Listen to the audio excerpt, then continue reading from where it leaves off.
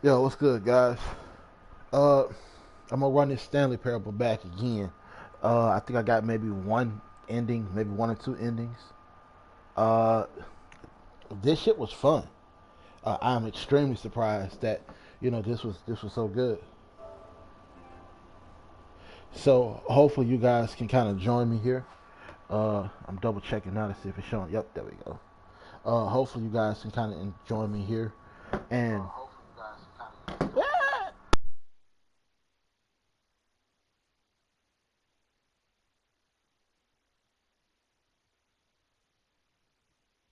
all right, there we go.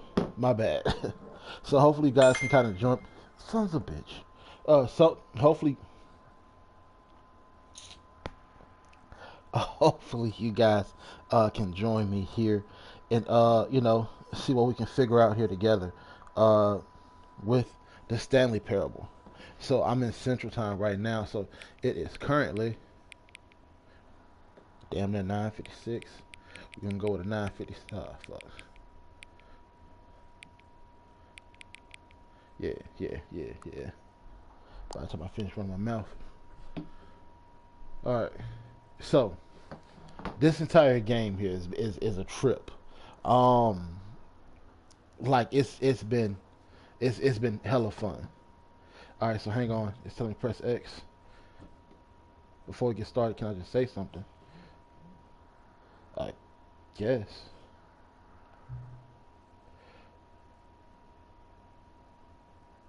What the fuck?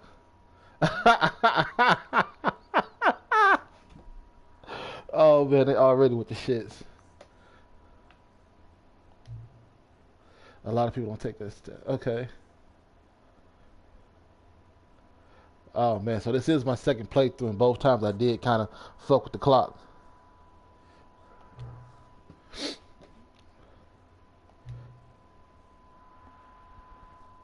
All right.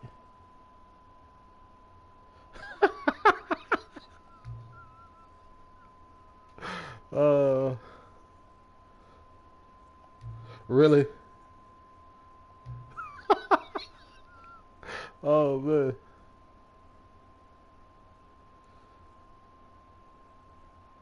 But I guess cool.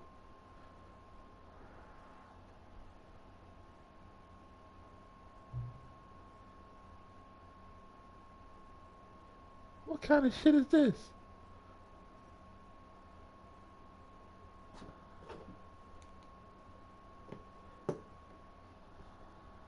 Guys, give me just 1 second here so I can double check my audio.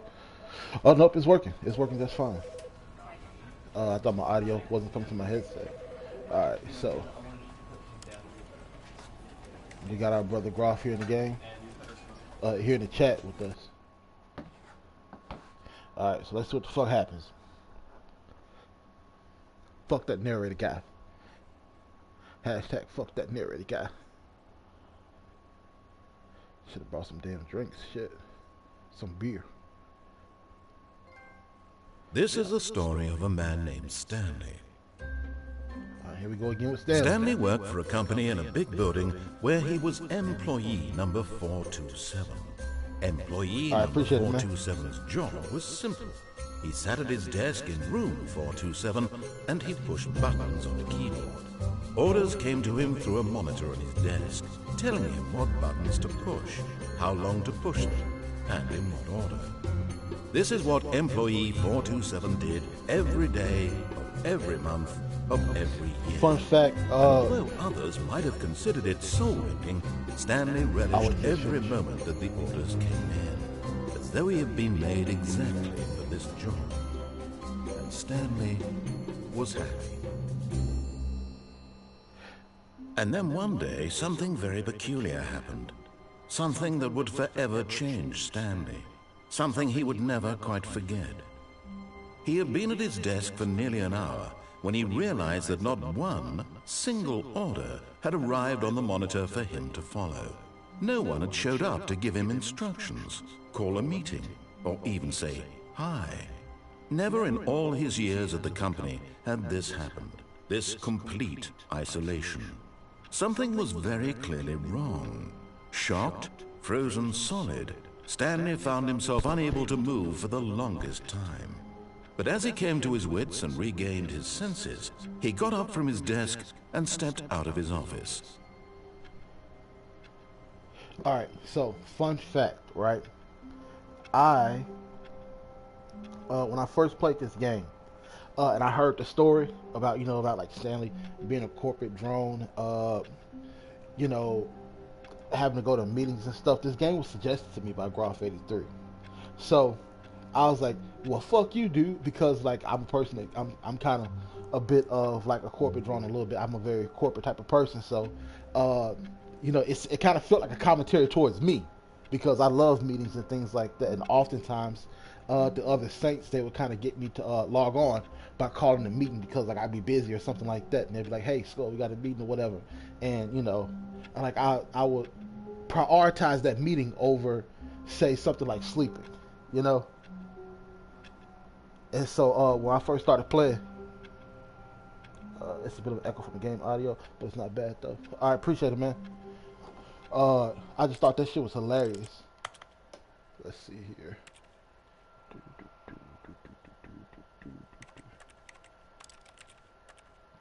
Eh.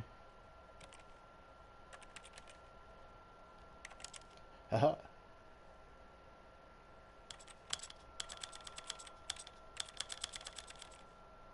This is the story of a man named Stanley. No, I'm gonna get that turned up. I'm sorry. This is the story of I'll take that. It could be echo coming from my headset. I hope not. Alright. Let's run it. Let's see what happens. Alright. So, obviously I'm Stanley, we got some papers over here. I hate Monday mugs. I do too. My neighbor's on this smoking that good kush. I really want to see what this damn voicemail is. I'm kind of dying to know. This could be, it's Labor Day. Everybody take off. Ain't no calendars around here, so we really can't determine.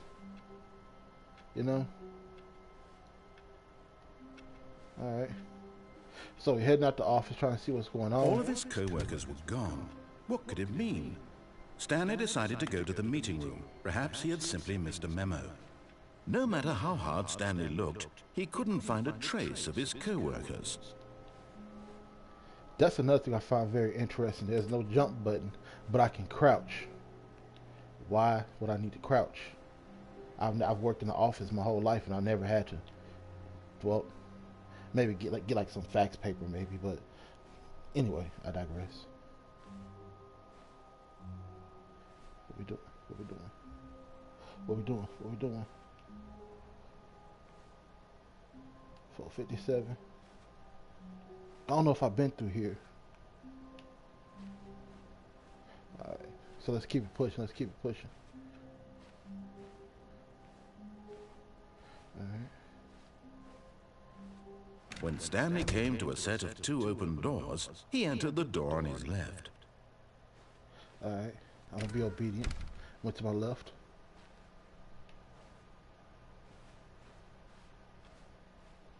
Alright. Yet there was not a single person here either.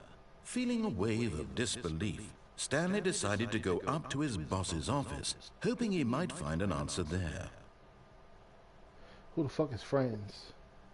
So I looked at this before, right? And I still can't tell what day it is.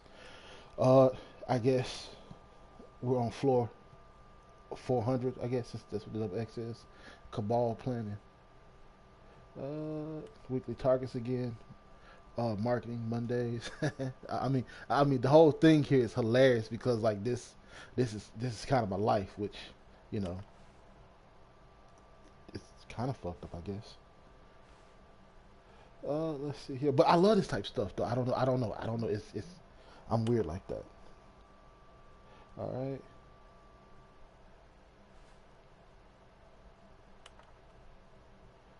So we got Franz, we got Jim. All right.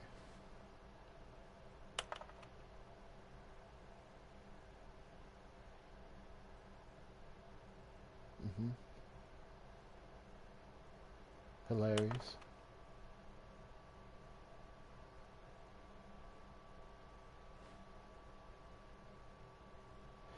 All right, what do people want? Things. I remember those little slides and shit. Well, first, I mean, I get it, Groff, but it felt like you were kind of like fucking with me, you know, like this through the game. I felt like you fucking with me through the game, you know, as if you were like there developing this game. It was like, this is a good way to, you know, to stick it to Skull, you know. That's kind of how I felt. Now, to be honest, during my first playthrough, I read every single text in this room because I was like, okay, I got to figure out what's going on. Like I was trying to, well, I never took a look at the tables. Although it looked like the company's doing what? Average. Okay. Shit. Employees ain't getting paid shit.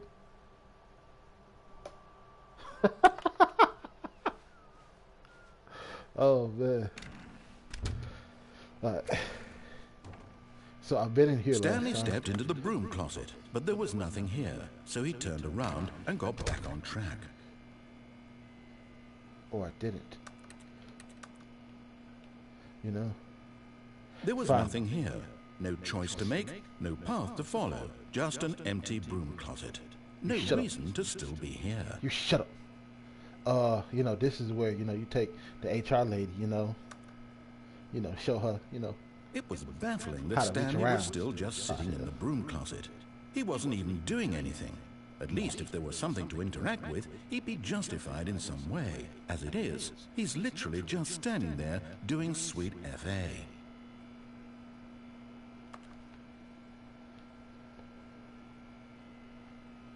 Are you really still in the broom closet? Standing around doing nothing? Why? Please offer me some explanation here. I'm genuinely confused. You should be confused. I don't want to see what's going to happen if I stay in here. But I would love to pick up this little pipe wrench, though. You do realize there's no choice or anything in here, right? If I'd said Stanley walked past the broom closet, at least you would have had a reason for exploring it to find out. But it didn't even occur to me because literally this closet is of absolutely no significance to the story whatsoever. I never would have thought to mention it. What is that? I don't know what that is. Like a staple gun? Maybe to you this is somehow its own branching path. Maybe when you go talk about this with your friend, you'll say, "Oh, did you get the broom closet ending? The broom closet ending was my favorite." I hope your friends find this concerning. Maybe there is a broom closet ending. Stanley was fat and ugly and really, really stupid. Fuck you, dude, I'm He gorgeous. got the job because of a family connection. That's how stupid he is. That or with drug money. Also, Stanley is addicted to drugs and hookers. Get out my personal life, man. Although, what's wrong with being addicted to hookers? You know? Well, I've come to a very definite conclusion about what's going on right now. You're dead. You got to this broom closet, explored it a bit, and were just about to leave because there's nothing here, when a physical malady of some sort shut down your central nervous system and you collapsed in front of your screen. Wait, what? Well, in a situation like this, the responsible thing is to alert someone nearby so as to ensure that your body is taken care of before it begins to decompose. Hello? Anyone who happens to be nearby? The person at this computer is dead. They have fallen prey to any number of your countless human physiological vulnerabilities. It's indicative of the long-term sustainability of your species. Please remove their corpse from the area and instruct another human to take their place, making sure they understand basic first-person video game mechanics and filling them in on the history of narrative tropes in video gaming, so that the irony and insightful commentary of this game is not lost on them. All right, when you've done that, just step out into the hallway. Well, no, now that I actually think about it, though, these little cords here, because they're being thrown around so carelessly, that could be like a hazard. You know, I know at my job, particularly, we have to, like, rid the floor of, like, hazards and things like that, because somebody can fall and break their neck and shit. You know?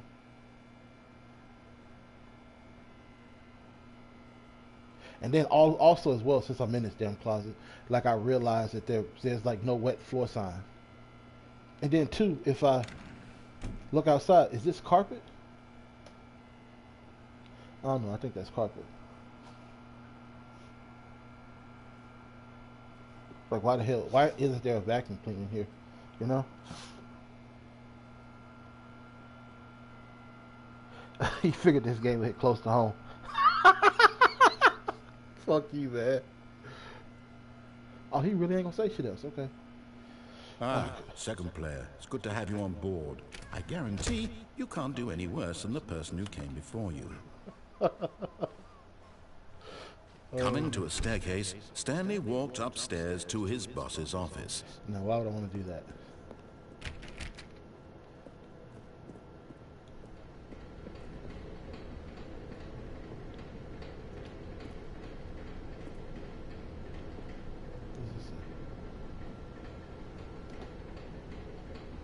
Wait, I don't remember this one. How do you read that? Does it say hi, Lewis? Is that a fuck on a bike? I can't really see that.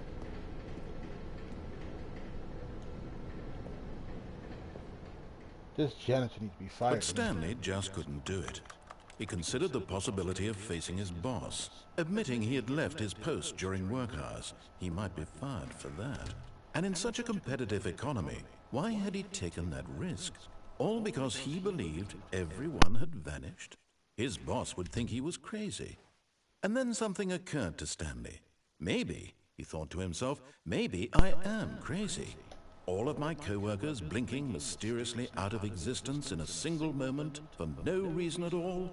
None of it made any logical sense. And as Stanley pondered this, he began to make other strange observations. For example, why couldn't he see his feet when he looked down? Why did doors close automatically behind him wherever he went? They did. And for that matter, these rooms were starting to look pretty familiar. Were they simply repeating?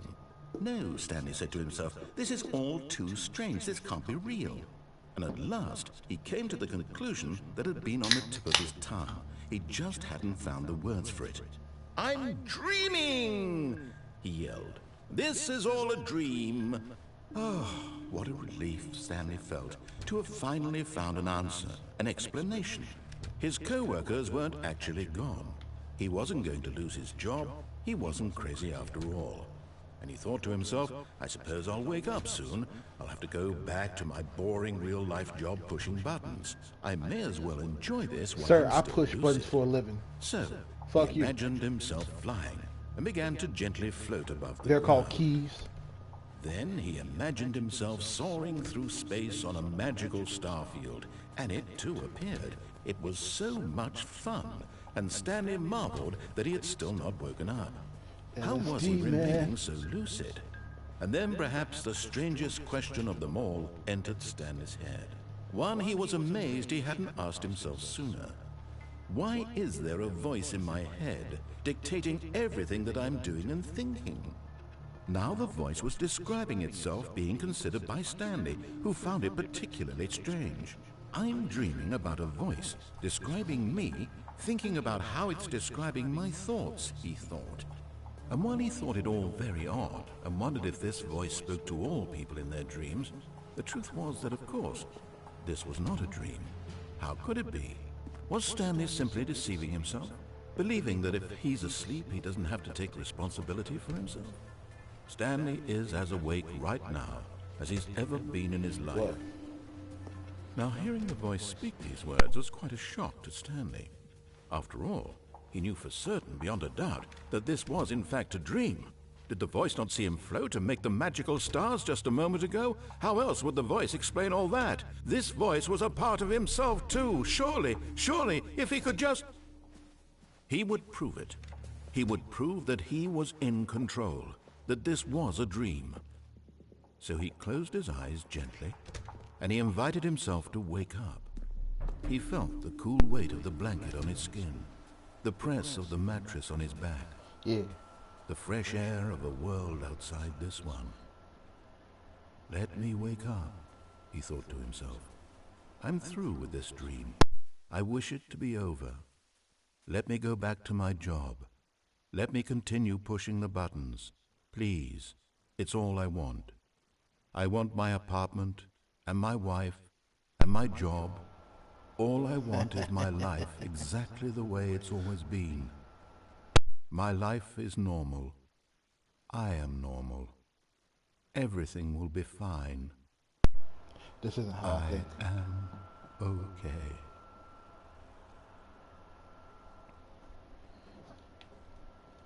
All right. Stanley began screaming. Please, someone, wake me up. My name is Stanley. I have a boss. I have an office. I am real. Please, just someone tell me I am real. I must be real. I must be. Can anyone hear my voice? Who am I? Who am I? And everything went black. Some drugs, man. It's some damn drugs. This is the story of a woman named Mariella. Mariella woke up on a day like any other. She arose, got dressed, gathered her belongings, and walked to her place of work. But on this particular day, her walk was interrupted by the body of a man who had stumbled through town talking and screaming to himself, and then collapsed dead on the sidewalk. And although she would soon turn to go call for an ambulance, for just a few brief moments she considered the strange man. He was obviously crazy, this much she knew. Everyone knows what crazy people look like. And in that moment, she thought to herself how lucky she was to be normal. I am sane. I am in control of my mind. I know what is real and what isn't.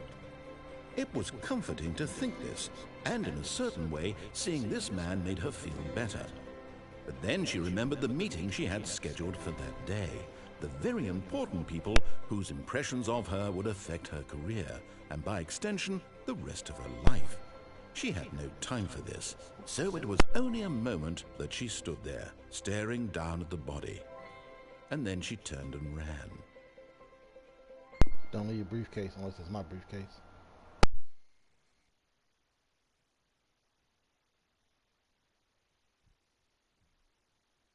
So I find it funny. It says the end is never the end because the game has so many different endings.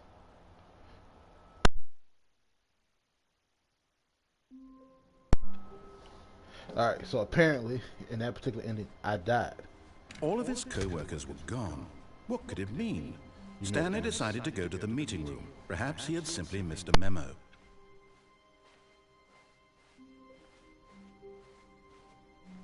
When Stanley came to a set of 2 open doors, this was not the correct way to the meeting room, and Stanley knew it perfectly well. Perhaps he wanted to stop by the employee lounge first, just to admire it.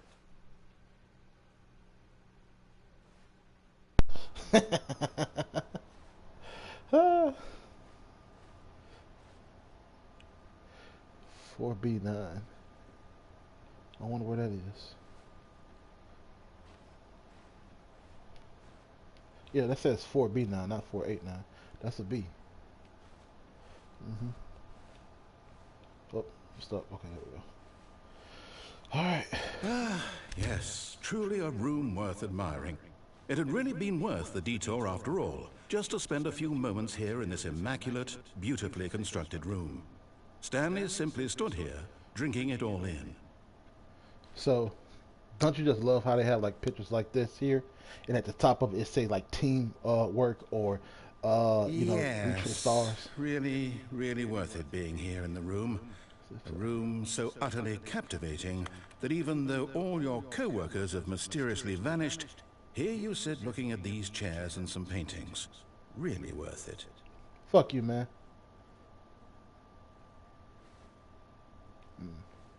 Or at least I get At some this coffee. point, Stanley's obsession with this room bordered on creepy and reflected poorly on his overall personality.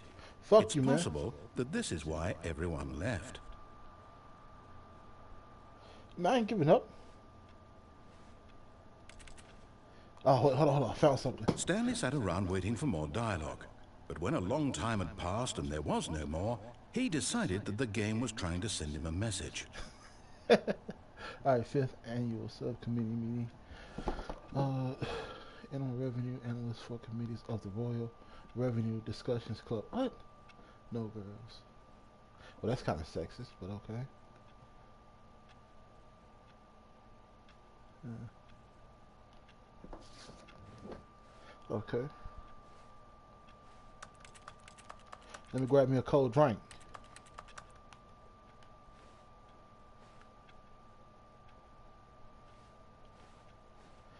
And I shall continue. But at last, he'd had enough of the amazing room and took the first open door on his left to get back to business. We'll not be doing that. Stanley was so bad at following directions, it's incredible he wasn't fired years ago.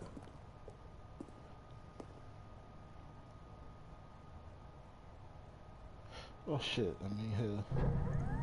Look, Stanley, I think perhaps we've gotten off on the wrong foot here. I'm not your enemy, really, I'm not. I realize that investing your trust in someone else can be difficult, but the fact is that the story has been about nothing but you all this time. What? Really? I was in the middle of something. Do you have zero consideration for others? Are you that convinced that I want something bad to happen to you? Why, I don't know how to convince you of this, but I really do want to help you, to show you something beautiful. Look, let me prove it. Let me prove that I'm on your side. Give me a chance.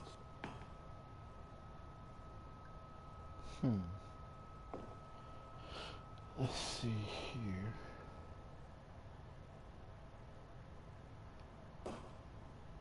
Interesting.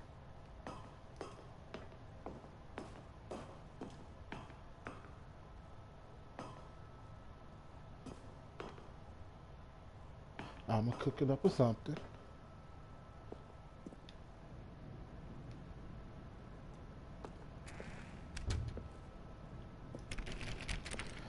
Haha, 2B1.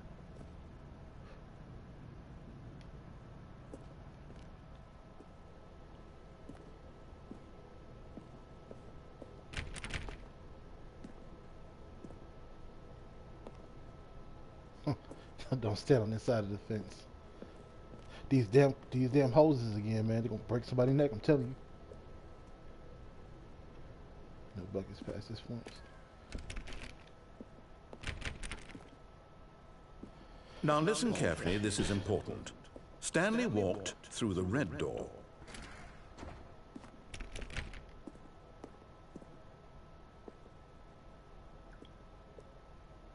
Hey, yo, Groff, which one you think I should go through? Red or blue?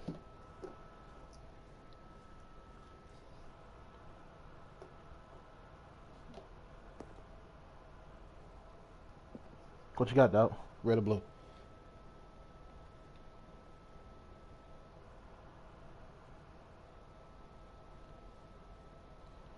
Why do I have a fucking crouch button though, but I don't have a jump button? And how am I pressing a button and there's nothing to press? Well, I mean, I was trying to. Aha, perhaps you misunderstood. Stanley walked through the red door. I still don't think we're communicating properly. Stanley walked through the red door. All right, fine, go ahead, Stanley. You want to know so badly what's out there? You want to find out what lies at the end of this road you've chosen? Well, don't let me stop you. You see? There's nothing here. I haven't even finished building this section of the map because you were never supposed to be here in the first place. All right, this is Broken rooms, exposed developer textures. Is this what you had wanted? Was it worth ruining the entire story I had written out specifically for you? Do you not think I put a lot of time into that? Because I did. And in the end, it was all for nothing. Because this is what you wanted to see. Help me here, Stanley. Help elucidate these strange and unknowable desires of yours. What would have made this game better? What did you want to see? Vehicles? Skill trees? Work with me. You've given me absolutely nothing so far. Tell you what. Let me take a stab in the dark at a new design, and you can give me some feedback. There we go. A third option. This already feels leaps ahead of where we were before. Go ahead, Stanley. Take it for a spin.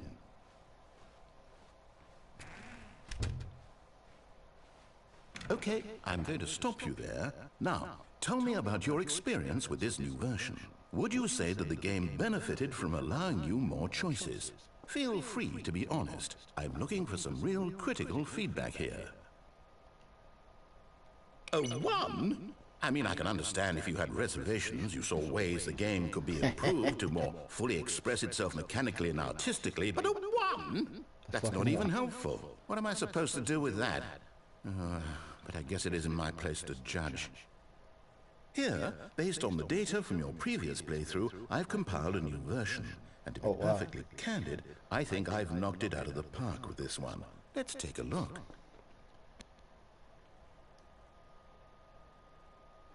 Alright. I remember this.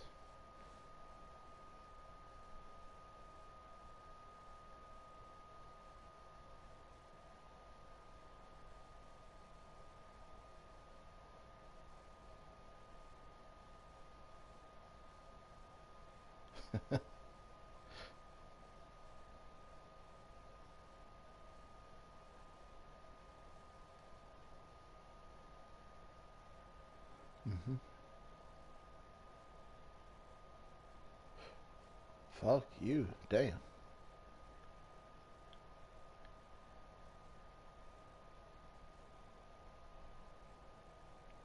So apparently this is twice now. I am of the worst 3%.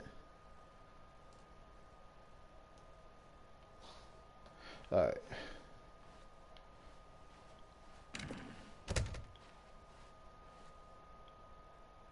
Now, would you say that competitive leaderboard helped you feel motivated to keep walking through doors? Again, honest answers, please.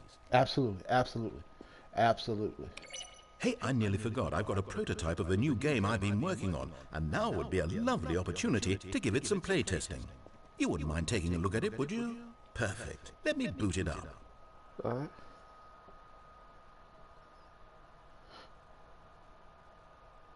I'm pretty sure they are too. In this game, the baby crawls left towards danger. You click the button to move him back to the right, and if he reaches the fire, you fail. It's a very meaningful game, all about the desperation and tedium of endlessly confronting the demands of family life. I think the art world will really take notice. But of course, the message of the game only becomes clear once you've been playing it for about 4 hours. So why don't you give it 4 hours of play to make sure it's effective? Be sure to keep notes on your experience.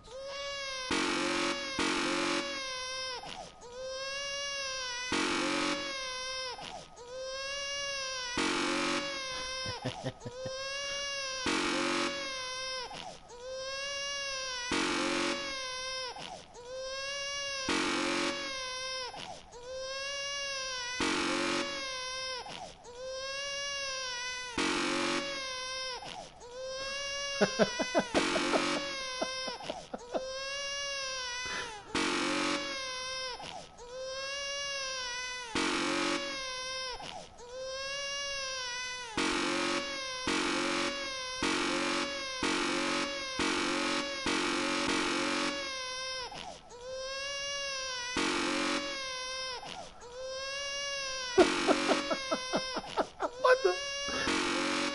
The first one, I just let the baby burn. Oh man. Surely they're not gonna let me sit here and do this for 4 hours.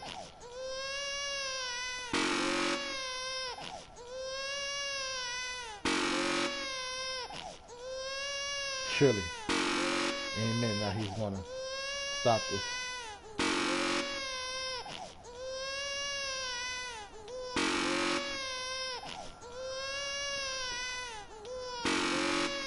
I'm starting to care a lot less about his baby.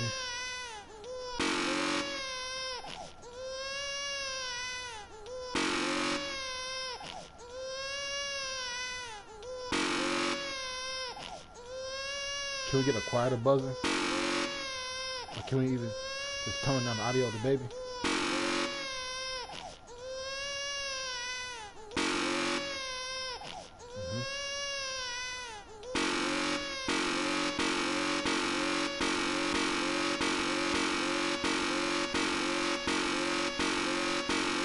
Maybe that's a quota that you gotta hit.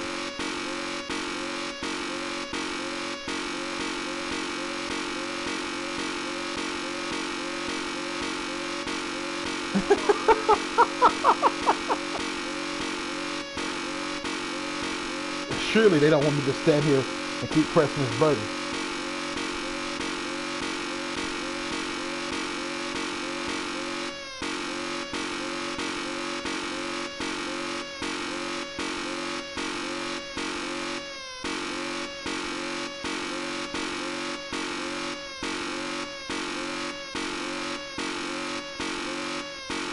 Hell, I'm about to go to the bathroom this motherfucker.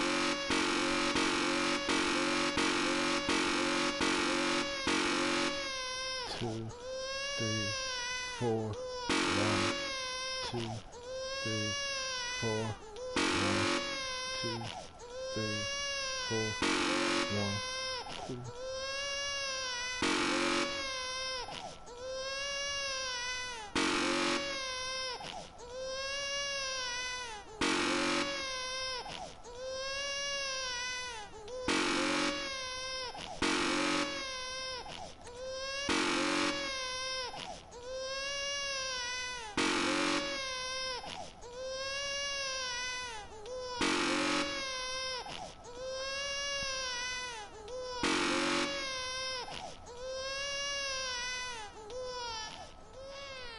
You heartless bastard. Did you do it because you hate babies or purely to spite me? Because if it's the latter, well, I don't know what to do. I'm completely out of ideas. I can't think of a single thing that might improve the experience for me. I'm not even going to try. I'm out, I'm done. It's over. Thank you for playing. Your input was extremely valuable. Oh, hey, since my game was so awful, why don't we play someone else's game? Just to ease the pain. Let's see. What do we have here? Yes, this seems like it'll work. Let's give it a shot. Another time off screen, I do the keep seeing what happens if I press the X button or the little knob. Aha! Fascinating. What do you think this game is about, Stanley? What's our backstory? What is our motivation? Well, it seems obvious to me that you are meant to play as a creepy man spying on innocent civilians below you from up high in your creep tower, perhaps for some sort of twisted erotic purpose. Yes, that must be it. What a fascinating venture into the experience of total mental depravity. So far, I love everything about this game, Stanley. And it seems there's even more. Come, let's venture outward and see what else is out there. Back in high school, we used to draw these little S's like this. That's crazy. How do I drink this Clotox? Can I drink this? You know?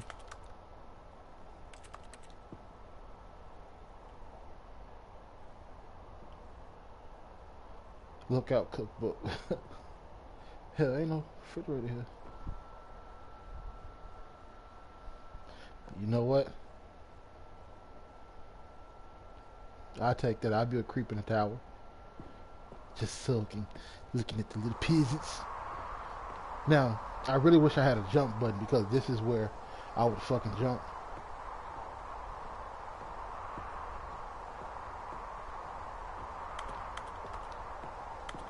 Fuck you, Wyoming! But what if I don't leave? Well, what if I don't leave the tower? Although I know that I have to. That's part of it. No, it can't be. It is. It's an open world game. Good God, quickly, block it off. Oh, thank goodness, Stanley. What a close call. You nearly wandered off into that thing. That big, open, just wandering around, no right or wrong directions, no path to follow. You can just go in any... Oh, thank heavens we avoided it. We're out of the woods now, Stanley. Okay, literally. I'm going to get us out of here. Let's find another game. Preferably something with walls. Something with nice, big, insurmountable walls. Like a cage. Okay, I think this will be just the thing. The end is never the end. wonderful. Rocket League. See, this is exactly what I had in mind. Just a nice big box for you to run around in. There isn't any possibility that you could get lost here. Now this is game design. Stanley, if you manage to get lost in this game, I will be phenomenally impressed. Okay, so what exactly do we do here? Let's see. There are lots of cars here in the back, but obviously there's no racetrack. Okay, I'm seeing that there's a ball of some kind back here. Is this game sports ball? Stanley, I think it's sports ball. Oh, what fun. We shall run the bases and do a touchdown together? Yes, I think surely we must. Okay, Stanley, here's the ball. Have fun. Alright, so the last time I think I hopped down here.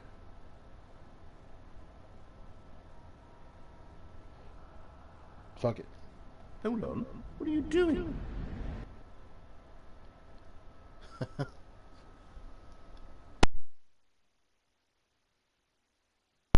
I love sports ball. Stanley, don't do that. I can't follow you there. I can't help you. How will you write a story without... Alright, that time I really tried to do that.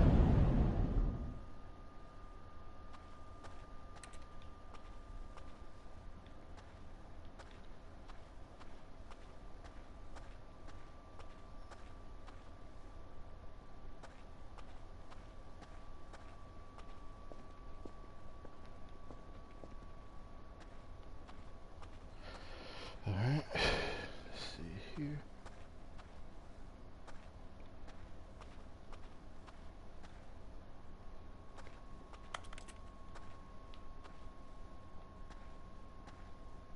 Alright, so that's the door.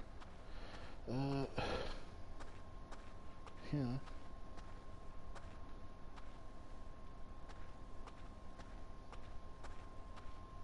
I'm just a mouse in a maze.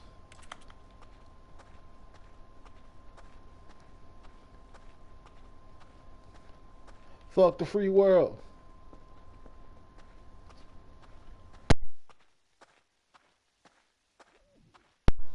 Let's see here. Haha, light. TV, let's go in here. You will be closed.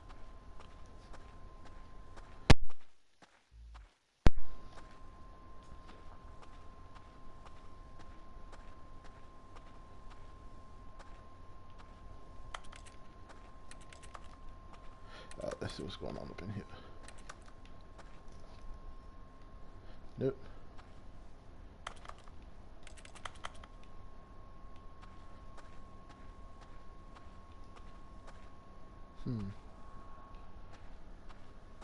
Alright, so I think I've done this. Oh, there we are. I wonder what he found. If what he wanted was to be the leading man in his own story, well, perhaps he's gotten it. Down in wherever he is right now. I wonder if he's happy with his choice, and if he's learned the heavy cost that comes with it. He'll understand soon what I was trying to tell him. He needs me. Someone who will wrap everything up at the end, to make sense out of the chaos and the fear and the confusion. That's who I am. That is what I mean to this world. Oh, yes. Yes, I'll be back. There's no other way. Once this ends, after it all comes to a close, then I'll be back. The end will be here soon. Very soon. But the end is never the end. I can wait.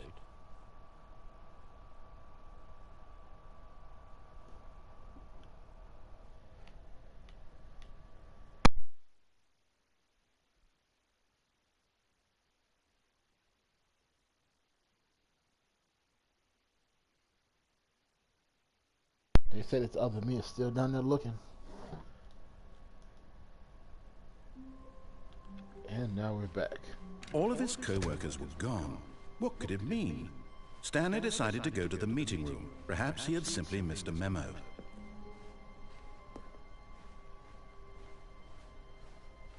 When Stanley came to a set of 2 open doors, this was not the correct way to the meeting room, and Stanley knew it perfectly well. Perhaps he wanted to stop by the employee lounge first, just to admire it.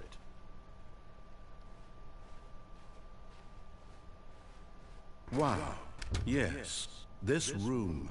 But eager to get back to business, Stanley took the first open door on his left.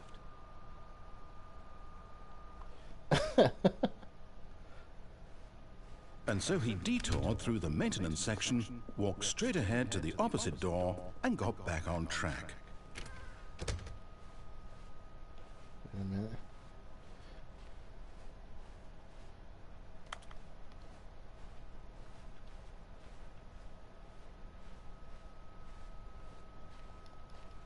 Oh shit, I guess I gotta get the room now. Alright, cool. Yet there was not a single person here either.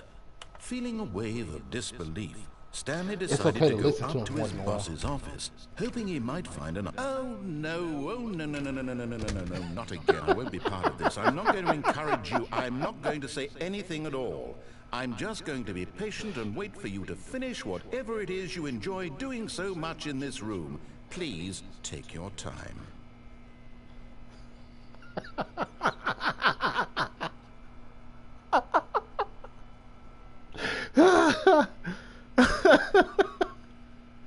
Oh man.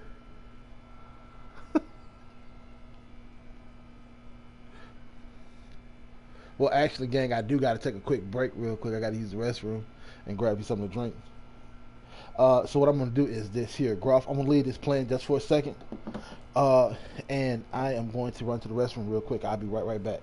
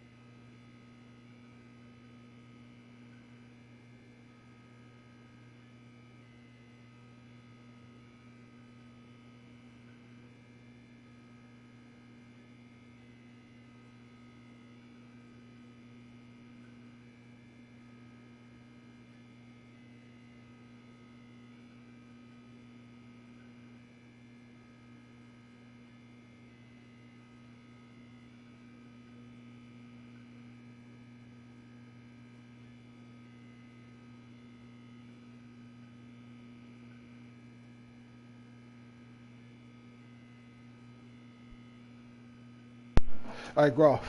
Did he say anything?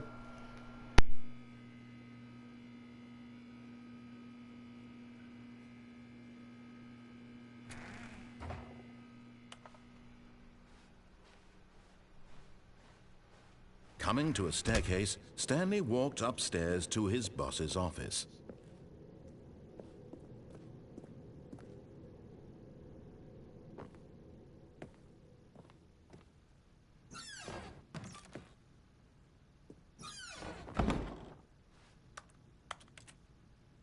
Now this is new.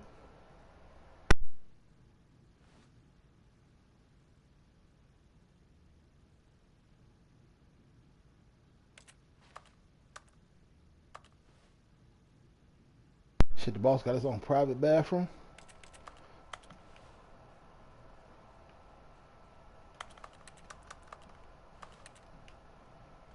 What's in here?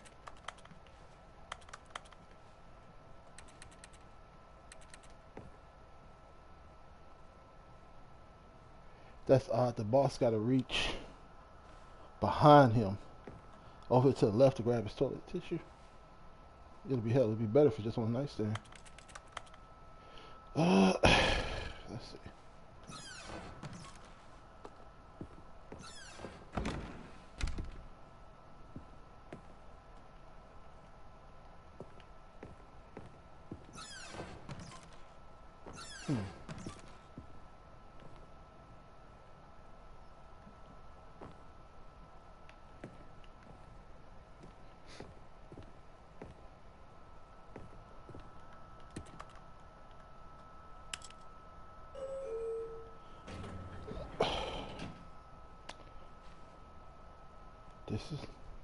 This is fucking new.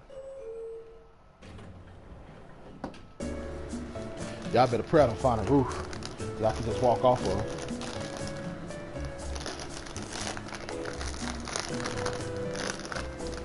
I'm sick of this shit.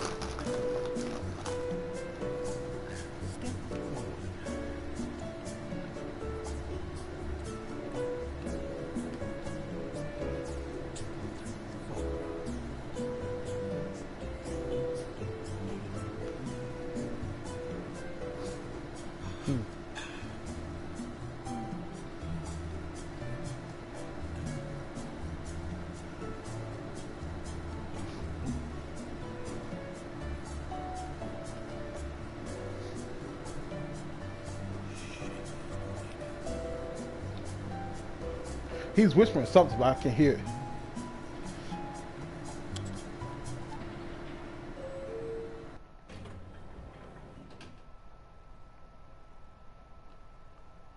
Wait a minute. What? Huh?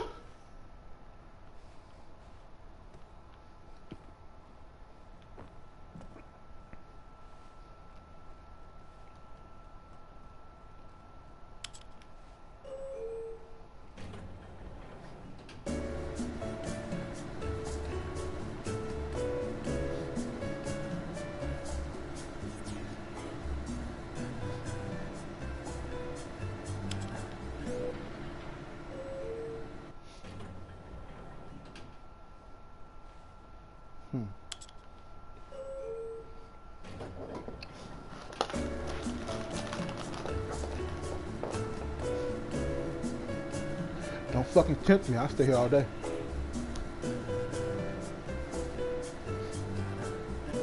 I'm up here dancing around the fucking elevator. The elevator ain't going no damn well.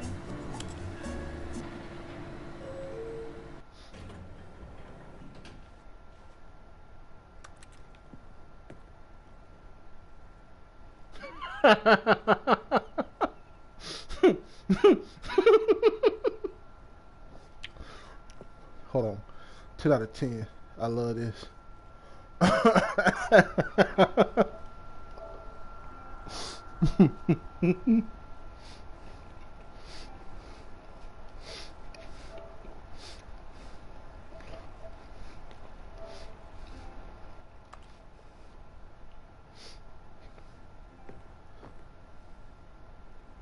Let's say. All right.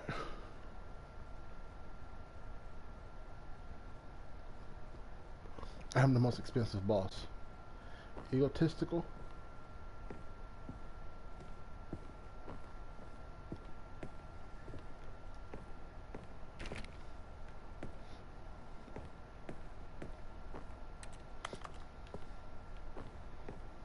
Stepping into his manager's office, Stanley was once again stunned to discover not an indication of any human life. Shocked, unraveled, Stanley wondered in disbelief who orchestrated this. What dark secret was being held from him? What he could not have known was that the keypad behind the boss's desk guarded the terrible truth that his boss had been keeping from him. And so the boss had assigned it an extra secret PIN number, 2845. But of course, Stanley couldn't possibly have known this.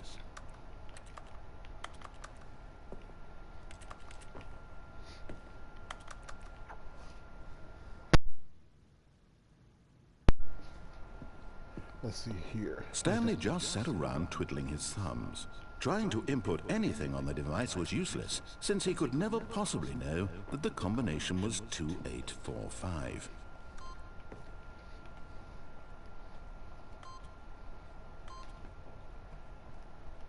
$2845.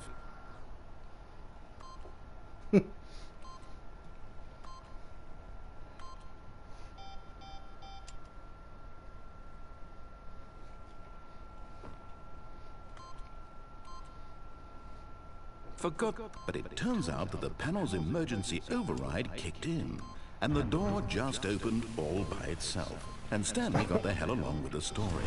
Well, whoop-de-doo. Horrible override feature. That's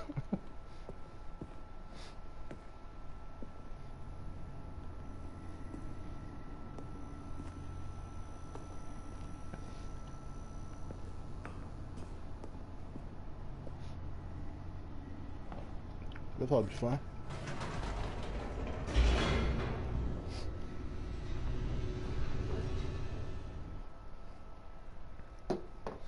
Loading.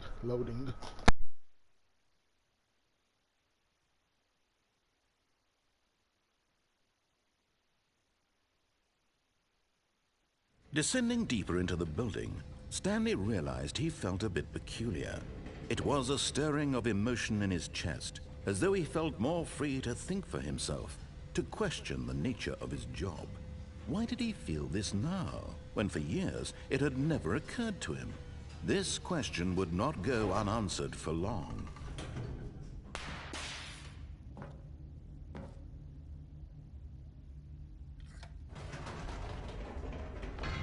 Whoops, nope, never mind. Stanley actually got back into the elevator and went back up. Silly me. Why did Stanley do that when he knew that it would just lead back to his boss's office? Well, that's a great question. I just can't wait to find out.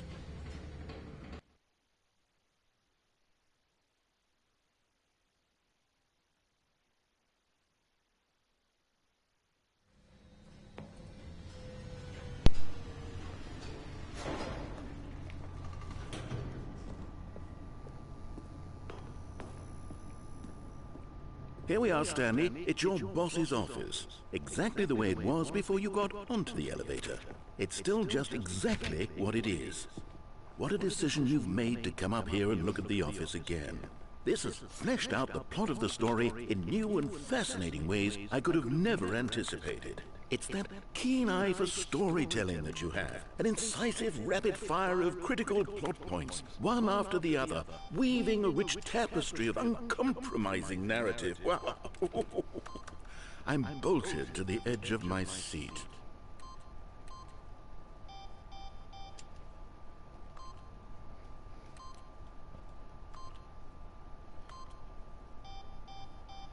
Well, shit, I don't remember what it was now, for real. Alright. Let's see here. What are we doing? Bobby. Incredible. Now he's getting back into the elevator and going down again. Ladies and gentlemen, how does he keep coming up with all of this? I don't. I just do.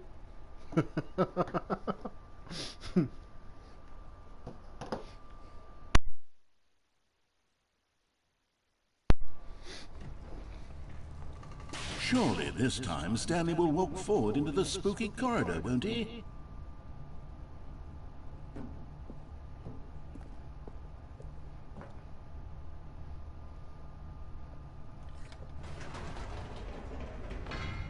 Did you think we were going to go forward down the spooky corridor? No. It's time once again to go back up in the elevator. I can't even begin to grapple with what might be up there. Is it the boss's office again? Or what if it's the boss's office this time? The suspense is killing me.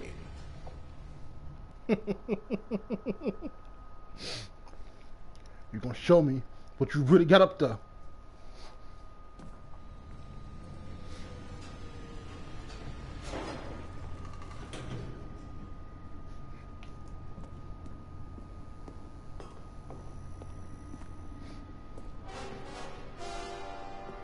Oh my God, it's the boss's office. This absolutely changes everything for me. Give me a time out here for a minute while I process this.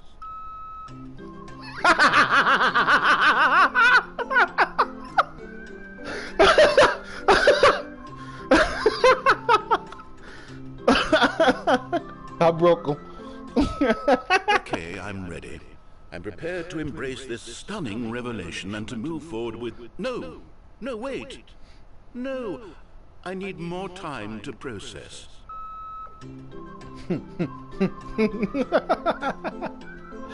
When the music started playing, I thought I was gonna die.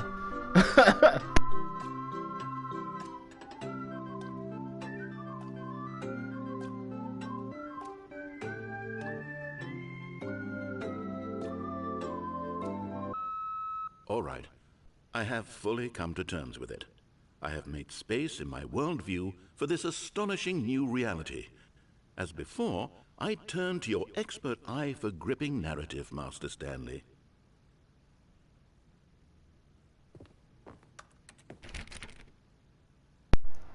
Can you unlock this door, please? No? Okay.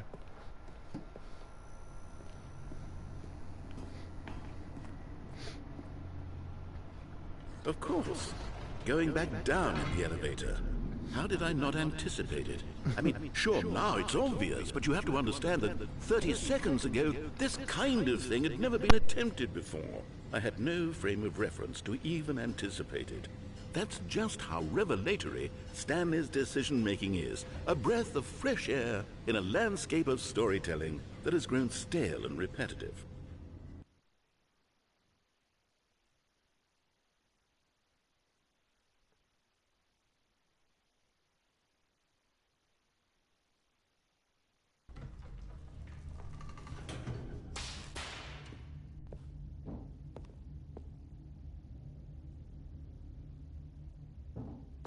Stanley walked straight ahead through the large door that read Mind Control Facility. Because, of course.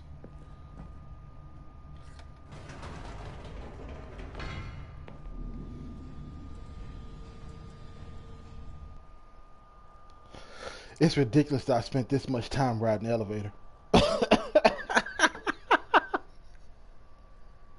Oh, I'm pretty sure Groff was like, get the fuck on him. You know what? I've just thought of something. Hold on, let's stop for a moment. Don't you realize? It's the anticipation, Stanley. You and I, we have no way of knowing what will be at the top of this elevator. But the suspense, the agony of waiting and anticipating and having to guess, that's the real thrill. Oh, I simply don't want to let that feeling go. It's so precious, so fleeting. Why don't we take this elevator ride nice and slow? There we go. Isn't this so much more exciting? You know, Stanley, it seems like nowadays the only thing that audiences want is to be shocked as loudly and frequently as possible. They want big, explosive moments right in their faces from the very moment that things get started. But where's the tension? Where's the trust in the audience to build a slow and nuanced appreciation for the story, the characters? Why aren't we given time to imagine the surprises, to have to think and to anticipate, and then to marvel at the eventual reveal? This is storytelling, Stanley. What you and I are doing right now. This is the most exciting narrative to be developed in years, and it's really all because of you. You're the one who took this bold step of revisiting the exact same locations over and over. Truly, I mean it. This is unique and different. It's not like anything else out there. You see, I want stories that surprise me, Stanley. I want to have to think. I want to be engaged and not pandered to. We're being fed such unimaginative drivel all the time, and we all know it, which is why we're so starved for content that makes us feel sharp and vital and alive. That's why people like you so much, Stanley. Because you're not afraid to spit in the face of tradition. You're a role model, you know? People look up to you. Which is why, though I didn't know when to spring this on you, but, well, I've gathered a little press conference for you, so that you can talk about your work and your storytelling and your life. Yes, I know you're not much for the public eye, but I thought it would especially mean a lot to the people who have been following you from the beginning. They really look up to you, Stanley. I don't know if you realize the impact you have on them. This is the kind of gesture that might leave a tremendous impact on them for the better. Oh good, we're here. See, I knew there was something fucking funny about this elevator. Alright, let me take me down. Oh, I guess I can't. Okay. Okay, the room where we're holding the press conference should be just around the corner here somewhere.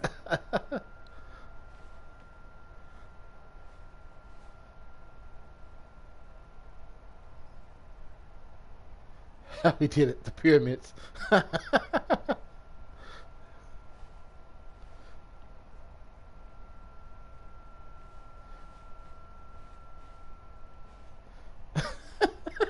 What the fuck?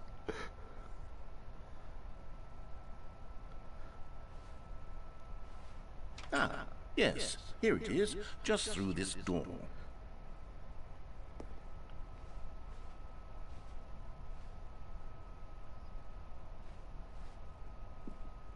All right, are you ready? I've told them you're going to speak a little bit about the nature of surprise in storytelling and what it means to craft a truly unpredictable narrative. Oh, don't worry, you'll do great. Just be yourself and speak from the heart. I'm really proud of you, Stanley. Okay, it looks like they're ready for you. Go get them.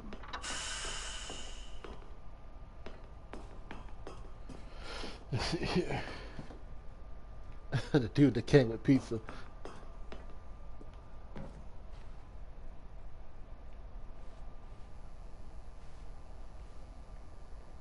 Berkeley champ, your boss. Stanley, me and Dad, age 6.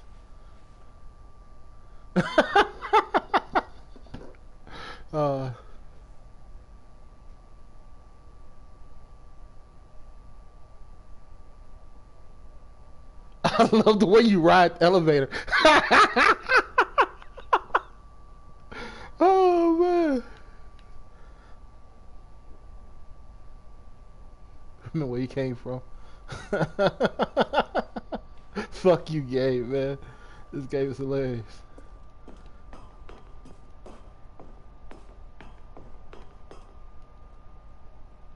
Ah shit, that's the ending.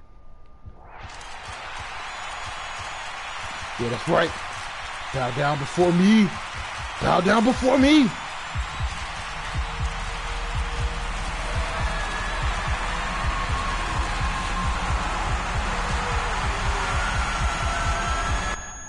Thanks for coming to my TED Talk. Hell no, I didn't expect that.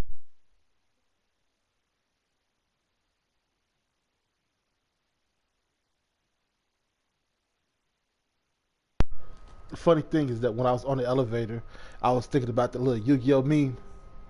Pot of Greed. All of his co-workers were gone. What could it mean? Stanley decided to go to the meeting room. Perhaps he had simply missed a memo. Really? Oh, new content? What does that mean, new content?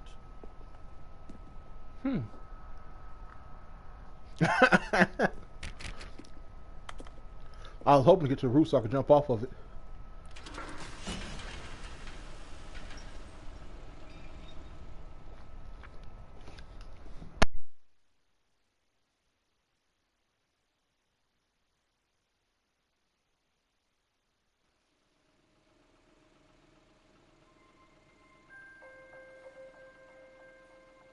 Interesting. Hello, and thank you for playing the Stanley Parable Ultra Deluxe. As you may know, the Stanley Parable was a video game released in 2013 on home computers. After receiving critical and commercial success, it was expanded upon in 2022 with the Stanley Parable Ultra Deluxe, a reimagining of the game for consoles and home computers. The Stanley Parable Ultra Deluxe features exciting new content that broadens and expands the world of the Stanley Parable, delighting audiences the world over. Please, step inside and see what thrilling new adventures await in the Stanley Parable Ultra Deluxe. Oh, well, this sounds delightful. I'm very excited to see the thrilling new Ultra Deluxe content. Wouldn't it be funny if this right here takes me directly to my same old office? Okay, so far it's an elevator. Nothing special yet, but I'm sure it's just the beginning of a mesmerizing adventure. And you know I love elevators. Is it broken? What's going on here? Should we be moving somewhere? Oh, there we go. All right, finally, at long last, it's on to the new content. I've never been more ready. Let's do it.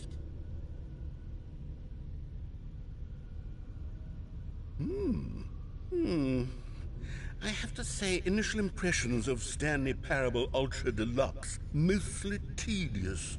It's as if, oh, okay. Let's see the content. Give me the content, Stanley. Let's see.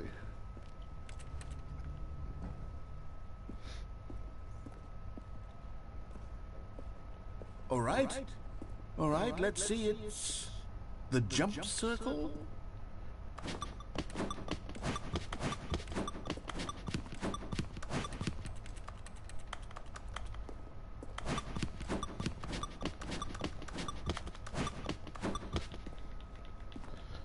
Ha, don't press any button to jump, because one of them is crouch.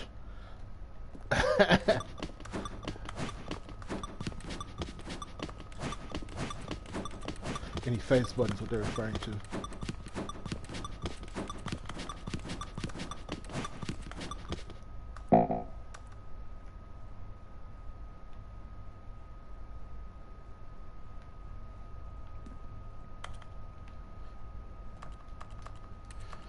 Okay.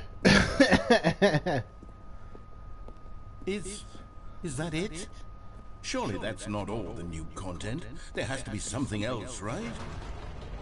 Goodness, another elevator. Stanley, I have to say, initial impressions of this game are not positive.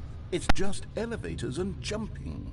Is this what passes for exciting new content? If this is new content, then I could just read you the whole dictionary. There's 20 hours of new content right there. Hell, I could count to 30 trillion. You could put that on the box. The Stanley Parable Ultra Deluxe, now with over 1,000 hours of new content. And oh, wait. There's more. Very good. Yes. I knew there had to be something else. Let's see it. I'm ready for whatever it is.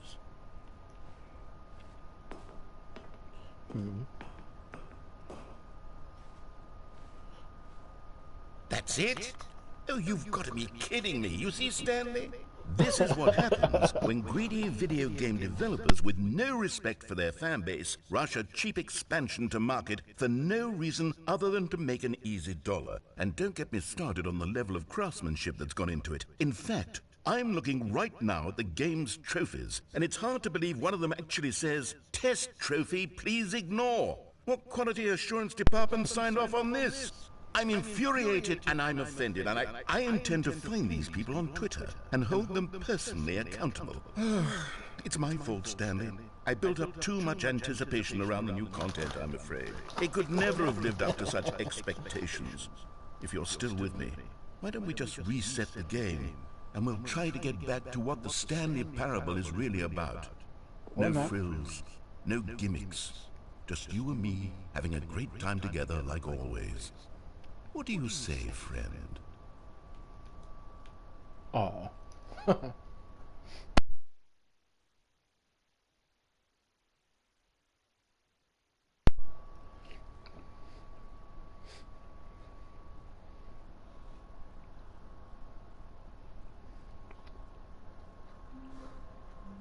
I'm also eating candy. So, you guys forgive me.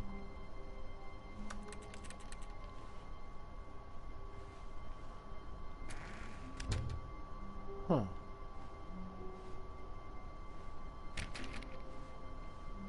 Oh, that ain't it. Where we at no more? Psst. Stanley, come over here. In the vent. I want to show you something. And down here, you'll float too. Fuck that. Fuck that. You know, we already know how that's gonna end. Oh, you don't want to see the cool surprise I made for you? Well, fine. You're a dork anyway, so who cares?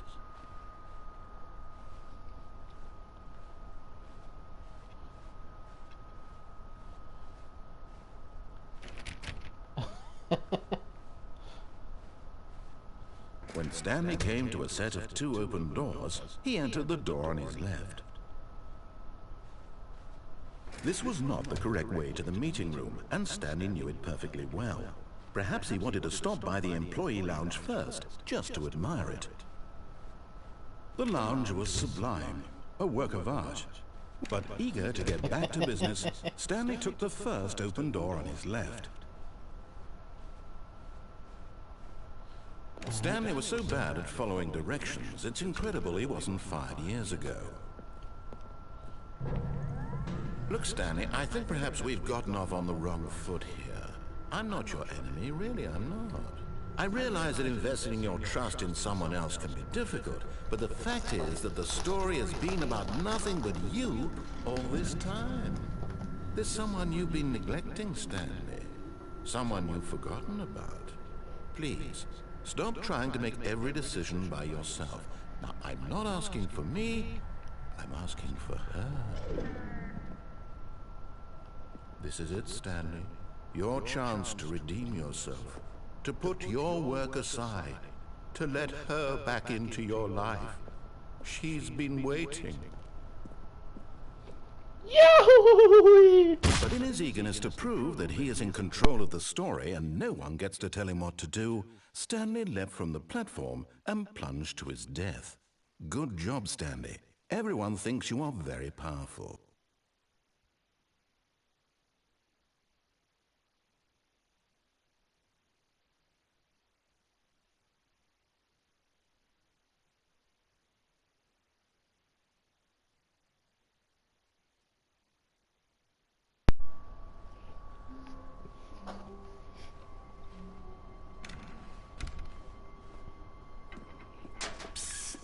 Stanley, come over here. In the vent. I want to show you something.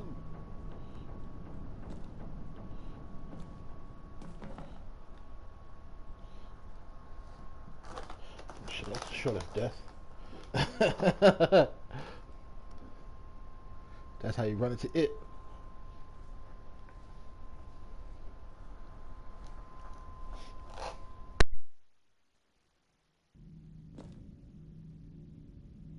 Okay, you remember how cheap and unsatisfying the new Ultra Deluxe content turned out to be? Well, it got me thinking about the past, and how much better the Stanley Parable used to be.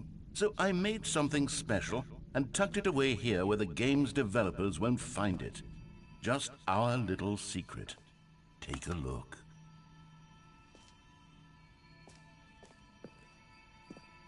I call it the Memory Zone. It's where I've been storing all my favorite memories so I can relive the peak experiences of my life whenever I want. Experiences like the launch of the Stanley Parable on PC. You see, Stanley, doesn't the Memory Zone remind you of how wonderful Stanley Parable was before it was sullied with a cheap PlayStation port?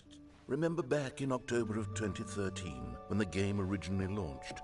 Back then, video games had integrity. Back then, it all meant something. Oh, the waste.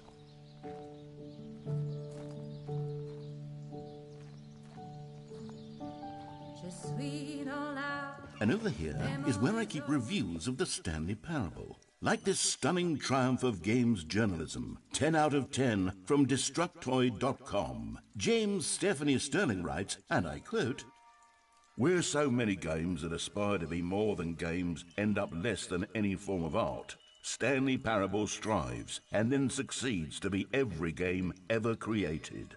Did you hear that, Stanley? Every game ever created. That's how grand and all-encompassing the original Stanley Parable was. It was literally every game ever created. It was Skyrim, it was Persona 3, it was all of them, and now it's nothing. It's no games at all. It isn't even the Stanley Parable anymore. It's just a husk now.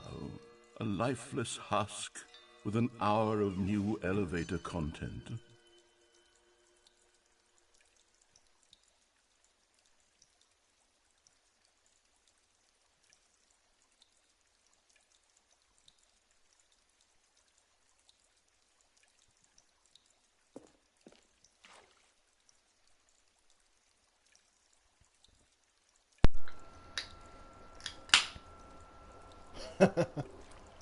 You kissing your own ass a little bit, huh? Shit.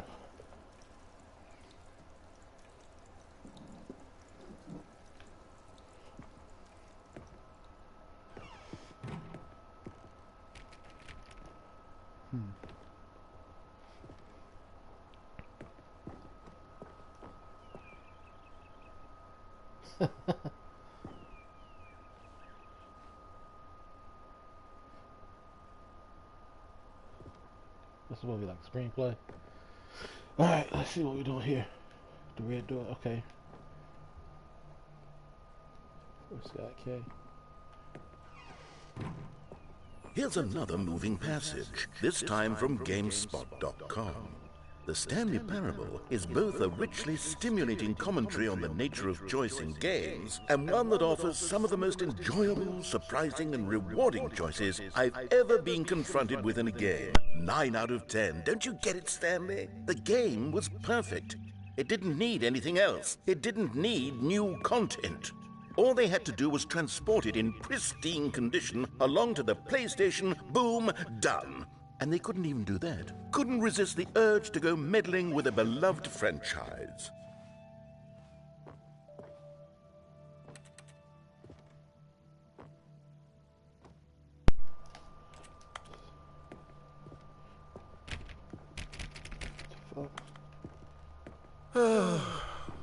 These were simpler times, Stanley. What I wouldn't give to go back, to have it all over again.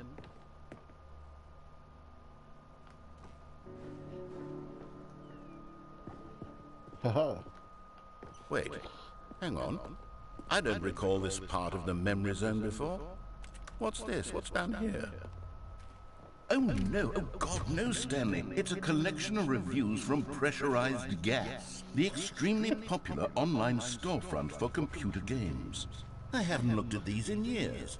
I can't even imagine what's been collecting down here.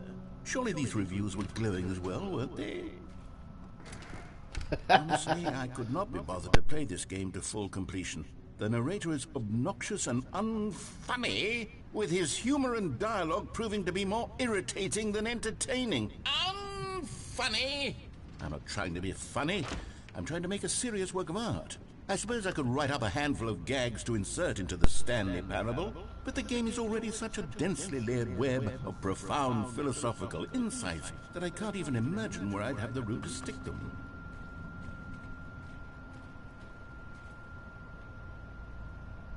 Is it pressurized gas like a fart?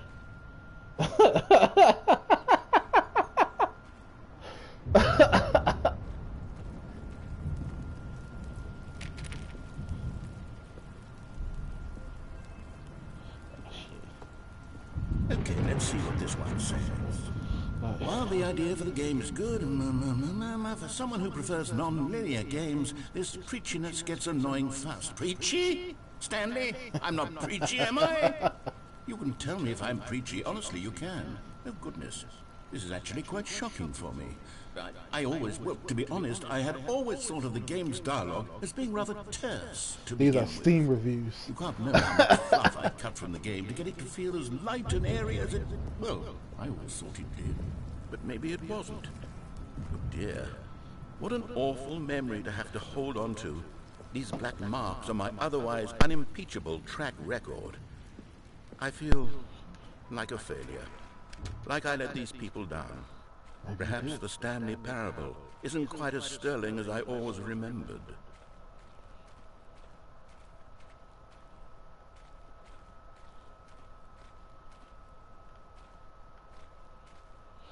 Alright, so you're going to force me into doing... Oh, okay. What's this one got to say? You constantly have to stop doing anything so the narrator can catch up with his long-winded explanations of what's happening. I wish there was a skip button. A skip button? Well, yes. Yes, I think we can do that. If I'm truly too preachy, then maybe letting you skip ahead for just a moment, surely it couldn't hurt. Not if it means we can strike these negative reviews from the record. Only positive reviews of the Stanley Parable. That's my motto today, and it's always been my motto. I'd do anything for the customer, Stanley. Yes, a skip button we shall have. And here it is. Go ahead and give it a shot. I'll pop you forward in time so that the second my incessant droning starts to bore you, with just the push of a button, you'll have zipped right past it. It's what the players have been asking for, and I'm very proud to have delivered. No more listening to me rambling on and on and on. No. The Stanley Parable is a game for the people, and if the people want silence, then by goodness, that's what they're going to get. Well, don't sit around waiting for me to shut up. Go ahead and make me shut up. Here, we'll pretend that I've just begun an interminable monologue, and it goes something like this. The story, and the choices, or what have you, and therefore, by becoming it is, so on and so forth, until inevitably, we all until the end of time, at which time everything all at once, so, now you see, blah, blah, blah, blah, blah, blah, blah, blah, blah, blah, blah, blah, blah, blah, blah. We've eaten too much and it can't be just yet, no, until 245. That the logic of elimination working backwards, the deduction therefore becomes impossible to manufacture. It went on for nearly 10,000 years, until just yesterday, here and there, forward and back, and never a moment before lunchtime. It can't be. It's the only thing there is. How many billions left until so much more than forever ago? Which is why I say... the story, and the choices, or what have you, and therefore, by becoming it is, so on and so forth, until inevitably, we all until the end of time, at which time everything all at once, so, now you see, blah, blah, blah, blah, blah, blah, blah, blah, blah, blah, blah, blah, blah, blah, blah. We've eaten too much and it can't be just yet, no, until 245. That the logic of elimination working backwards, the deduction therefore becomes impossible to manufacture. It went on for nearly 10,000 years, until just yesterday, here and there, forward and back, and never a moment before lunchtime. Stop saying that. It's the only thing there is. How many billions left until so much more than forever ago? Which is why I say...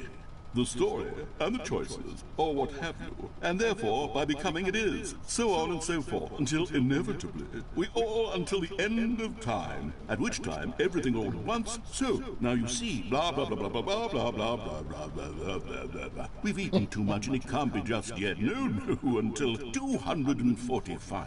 That the logic of elimination working backwards, the deduction therefore becomes impossible to manufacture. It went on for nearly 10,000 years, until just yesterday, here and there, forward and back, and the last never a time I played moment this, I before ran across a lunchtime. bush. Can't be. They said It's it's going to be the important only later. thing there is. How many billions left until so much more than forever ago? Which is why I say...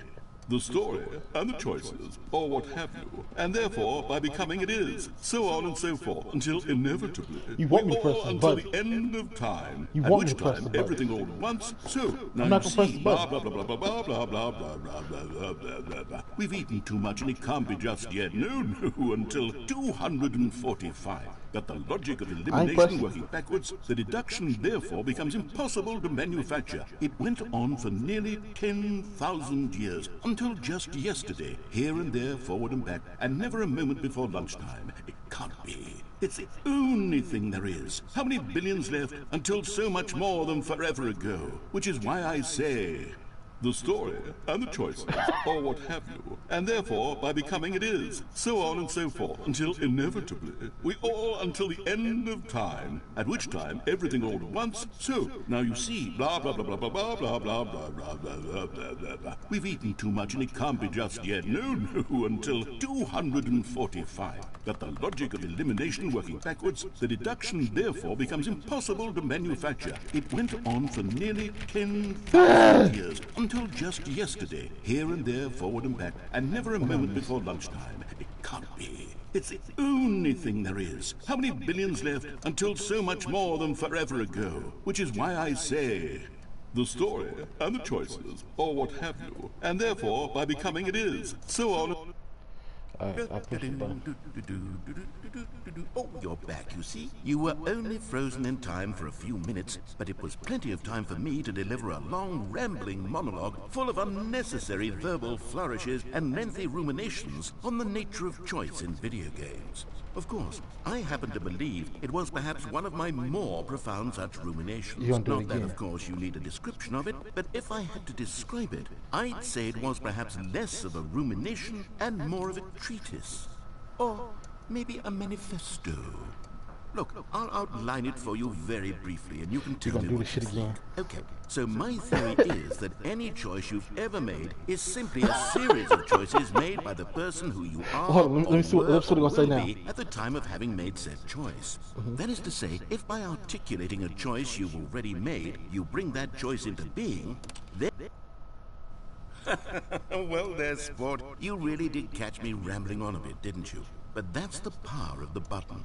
The minute I start to go off on a thoughtless display of self-absorption, it's...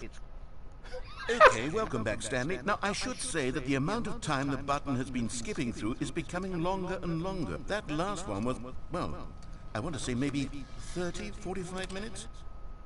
Stanley, please don't push the button again. It's been 12 hours. You've just been frozen there. I don't know why the skips are getting longer, but they're really, truly getting longer. Am I... Oh, Stanley, you're back. You're back. Oh, my goodness. I have someone to talk to again. Stanley, I think it's been a week. Or 2 weeks. I've been sitting here all that time. Just sitting here. Not a single person. The game will restart. Oh, hello. It's you. You're here again. Welcome. I have had time to think about you and about us and about everything we've been through. I've had so much time. I stopped keeping track after a year. Have you ever sat down in one place and not moved for one entire year? Let me describe it for you. To begin with, there is only regret. There is only the turning wheel of missed opportunities. I felt nothing at all but regret for the... Dude. Yeah, he's dead. But now, I can't get out.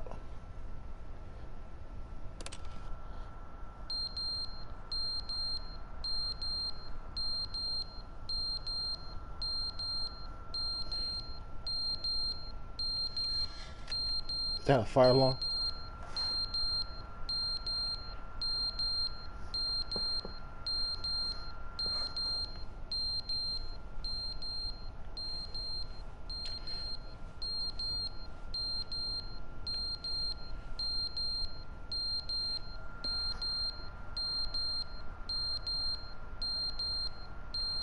Give me 1 second, y'all.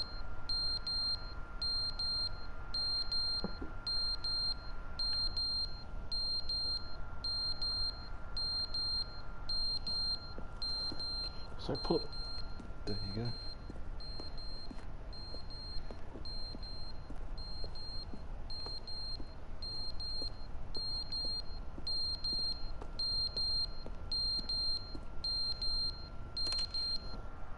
But they didn't understand the game was never meant to be funny. It was meant to have a point. It was meant to speak to the human condition. But where are the jokes? Where are the jokes? They bemoaned, they screamed, they gnashed their teeth and said, entertain us. It wasn't enough. They had to leave a pathetic little thumbs-down review and make all of their pitiful demands. But then, he's talking too much, they said. First, he didn't entertain us, now he won't shut up. It's the inconsistency, it's the lack of accountability, it's the unwillingness to examine with an uncompromising Damn, it's a lot the of words shit. they are speaking into the world. As though there were no consequences for a lack of cohesion in one's assessment. He said, of help, others. I've fallen Of and I course, can't get up. absolutely.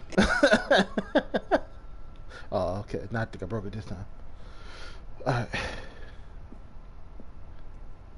I didn't mind him rambling. I was going to sit there and let him go over it a couple more times.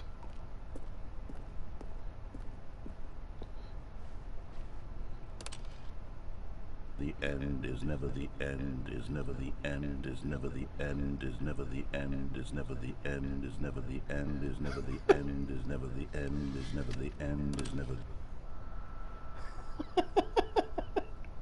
Ah, they just fucking with me.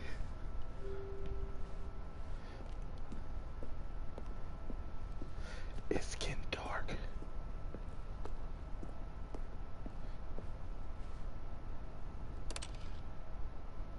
Also, note.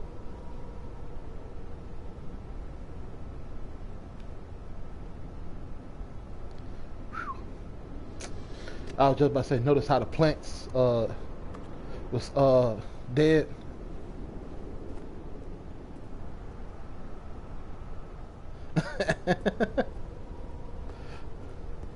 Now my ladder fell. Alright. Well, skip.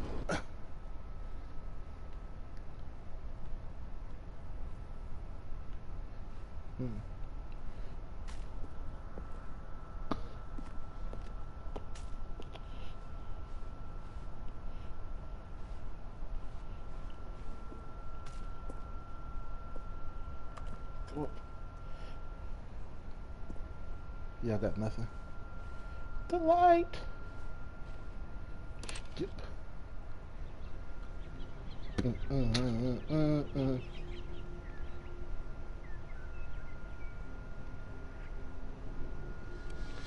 Skippers.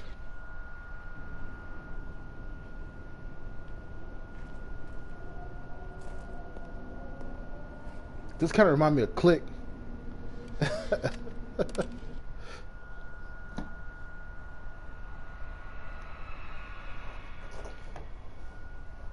Fuck was that? Oh well. We'll still skip.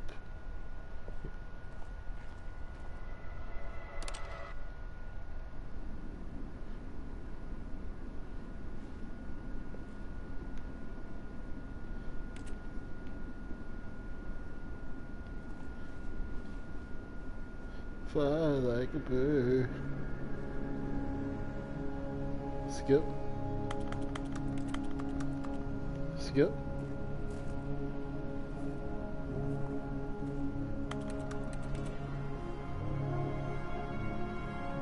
It's a skinwalker coming from.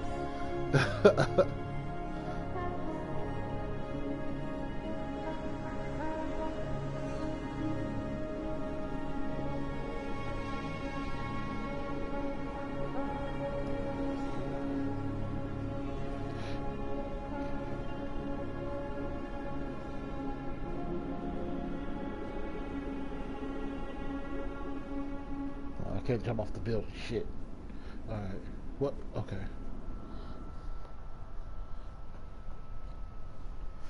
I was gonna jump. See if I can walk off the building. All I need is a raise, a little bit of a raise. I'm jumping off.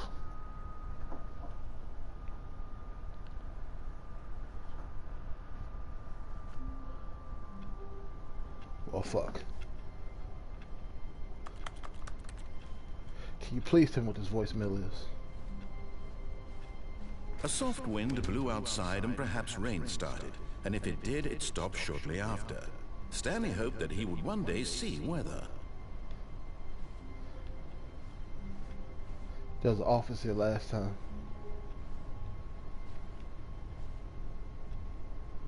Who farted?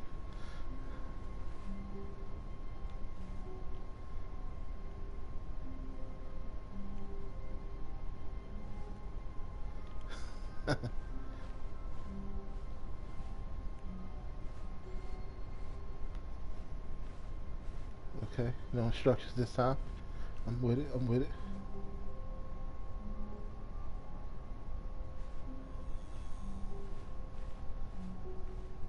When Stanley came to a set of 2 open doors, he entered the door on his left.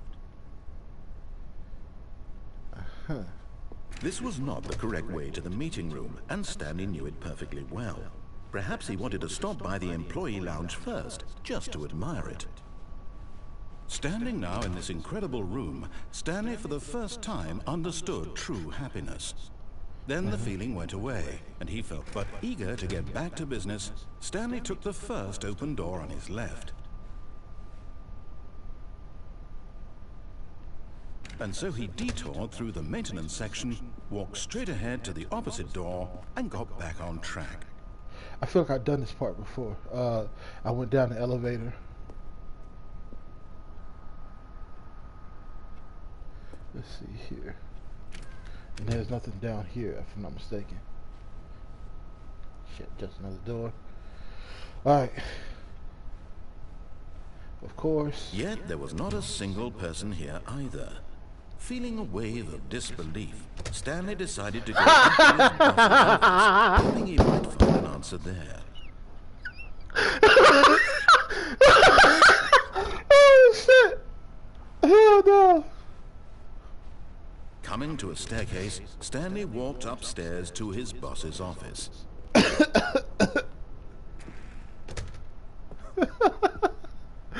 For those who just joined, I Stepping spent like into about his a manager's good office, 15, 20 minutes Stanley in the was broom once closet. again stunned to discover not an indication of any human life.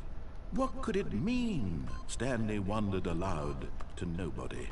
He began wildly tearing through papers on the boss's desk, pulling books off the shelf, looking behind paintings, desperate for clues to his situation. But his attention was caught by a keypad behind the boss's desk. What could its purpose be? I know, In right? fact, That's fucked this up. keypad guarded the terrible played secret board that shit lay up. buried below his feet. And so the boss had assigned it an extra secret pin number, 2845. But of course, Stanley couldn't possibly have known this.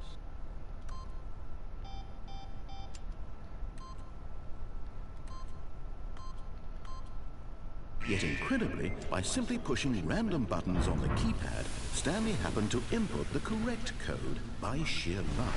Amazing. He stepped into the newly opened passageway.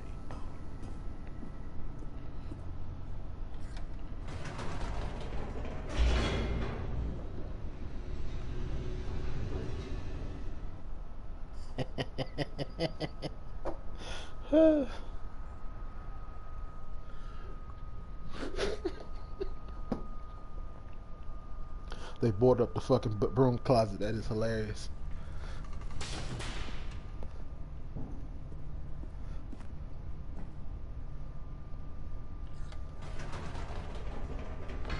Whoops. Nope. Never mind. Stanley actually got back into the elevator and went back up. Silly me. Why did Stanley do that when he knew that it would just lead back to his boss's office? Well, that's a great question. I just can't wait to find out. I'm not gonna stay in the elevator this time. I was figuring that maybe this time they'll probably block off the elevator too.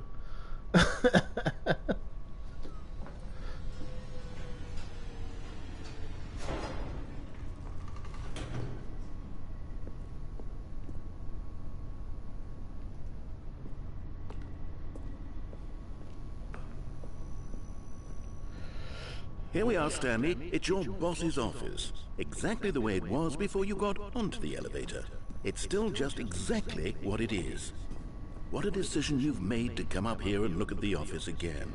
This has fleshed out the plot of the story in new and fascinating ways I could have never anticipated. It's that keen eye for storytelling that you have, an incisive rapid fire of critical plot points, one after the other, weaving a rich tapestry of uncompromising narrative. Wow.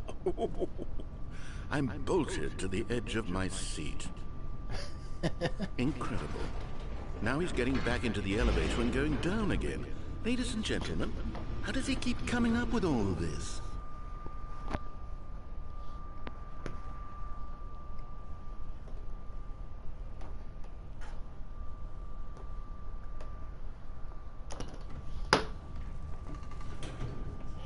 All right.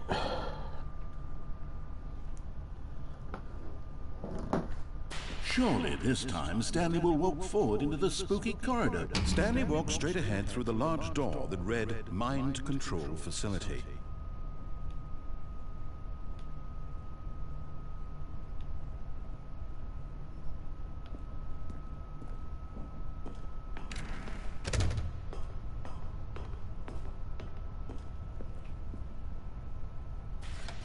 The lights rose on an enormous room packed with television screens.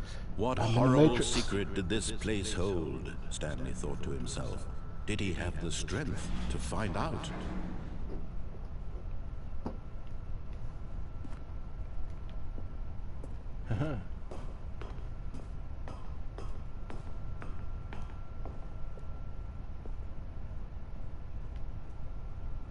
What's this? What is that?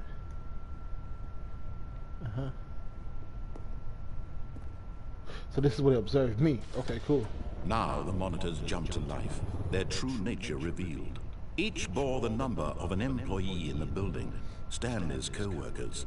The lives of so many individuals reduced to images on a screen, and Stanley, one of them, eternally monitored in this place where freedom meant nothing. All right.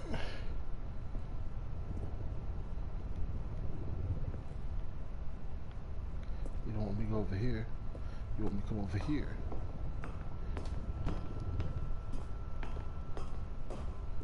These damn cords again. This is a fucking safety hazard, man. I'm calling OSHA.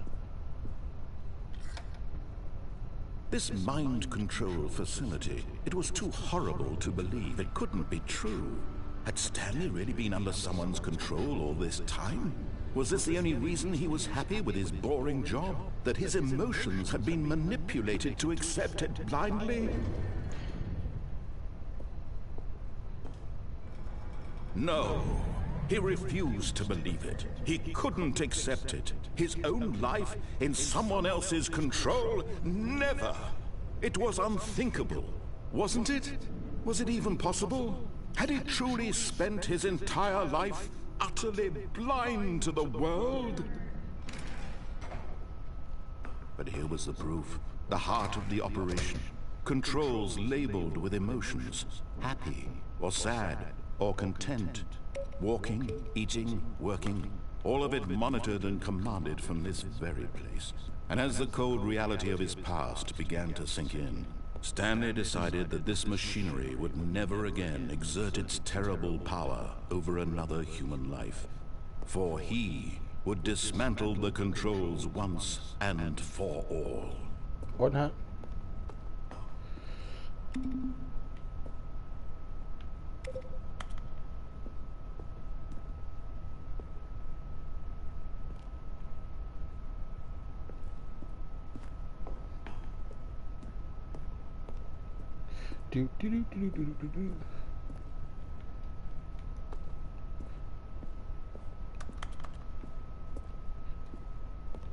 I mean, I can't tell you how to run your business, you know.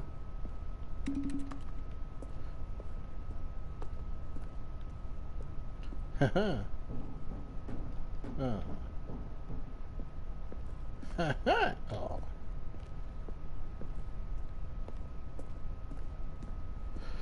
I guess I have to go here.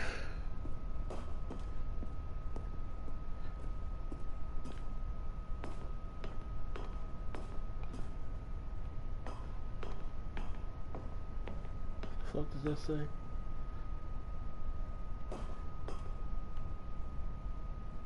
And when at last he found the source of the room's power, he knew it was his duty, his obligation, to put an end to this horrible... Oh, Stanley, you didn't just activate the controls, did you? After they kept you enslaved all these years, you go and you try to take control of the machine for yourself. Is that what you wanted? Control? Oh, Stanley. I applaud your effort, I really do. But you need to understand, there's only so much that machine can do. You were supposed to let it go, turn the controls off, and leave. If you want to throw my story off track, you're going to have to do much better than that. I'm afraid you don't have nearly the power you think you do. For example, and I believe you'll find this pertinent, Stanley suddenly realized he had just initiated the network's emergency detonation system. In the event that this machine is activated without proper DNA identification, nuclear detonators are set to explode, eliminating the entire complex. How long until detonation then? Let's say, 2 minutes. Now this is making things a little more fun, isn't it, Stanley? It's your time to shine. You are the star. It's your story now. Shape it to your heart's desires. Oh, this is much better than what I had in mind. What a shame we have so little time left to enjoy it. Mere moments until the bomb goes off. But what precious moments each one of them is. More time to talk about you, about me, where we're going, what all this means. I barely know where to start. What's that? You'd like to know where your co-workers are? A moment of solace before you're obliterated. All right, I'm in a good mood. You're gonna die anyway. I'll tell you exactly what happened to them. I erased them. I turned off the machine. I set you free. Of course, that was merely in this instance of the story. Sometimes when I tell it, I simply let you sit there in your office forever, pushing buttons endlessly and then dying alone. Other times, I let the office sink into the ground, swallowing everyone inside, or I let it burn to a crisp. I have to say this, though, this version of events has been rather amusing. Watching you try to make sense of everything and take back the control wrested away from you, it's quite rich. I almost hate to see it go. But I'm sure whatever I come up with on the next go-around will be even better. My goodness, only 34 seconds left. But I'm enjoying this so much. You know what? To hell with it. I'm going to put some extra time on the clock. Why not? These are precious additional seconds, Stanley. Time doesn't grow on trees. Oh dear me, what's the matter, Stanley? Is it that you have no idea where you're going or what you're supposed to be doing right now? Or did you just assume when you saw that timer that something in this room was capable of turning it off? I mean, look at you, running from button to button, screen to screen, these numbered buttons, no, these ones, or maybe this big red button, or this door, everything, anything, something here will save me. Why would you think that, Stanley? That this video game can be beaten? Won? Solved? Do you have any idea what your purpose in this place is? Stanley, you're in for quite a disappointment. But here's a spoiler for you. That timer isn't a catalyst to keep the action moving along. It's just seconds ticking away to your death. You're only still playing instead of watching a cutscene because I want to watch you for every moment that you're powerless. To see you made humble. This is not a challenge. It's a tragedy. You wanted to control this world, that's fine. But I'm going to destroy it first, so you can't. Fuck, they got a damn code. Take a look at the clock, Stanley. Shit. That's 30 seconds you have left to struggle. 30 seconds until a big boom and then nothing. No end. That's the fucking just code, you I bet. being blown to pieces. Will you cling desperately to your frail life, or will you let it go peacefully? Another choice. Make it count, or don't. It's all the same to me, all a part of the joke. And believe me, I will be laughing at every second of your inevitable life from the moment we fade in until the moment I say, happily ever after.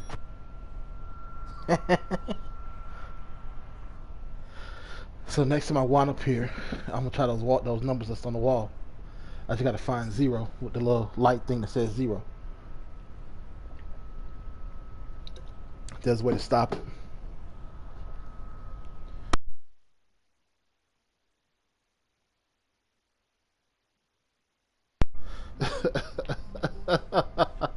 All of his co-workers were gone. What could it mean? Stanley decided to go to the meeting room. Perhaps he had simply missed a memo. Oh, good. You noticed my sign. Yes, I have something very exciting to show you.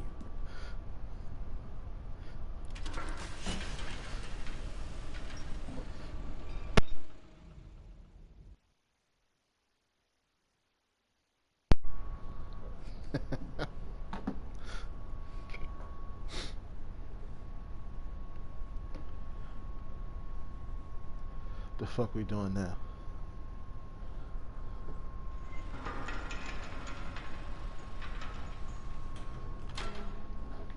Alright.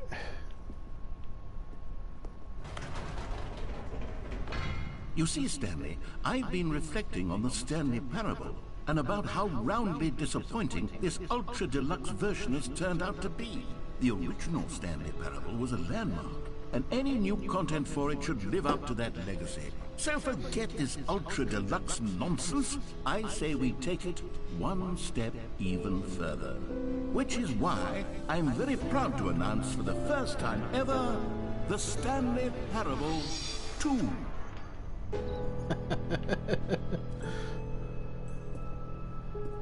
Yes, you see, isn't this far superior to a measly port with a few minor additions? Think of all the new territory we'll cover with a fully fledged sequel. An entirely new experience, built from the ground up. Why, there are so many possibilities. It could go in so many different directions. This is what fans have truly been asking for. Taste the sequel.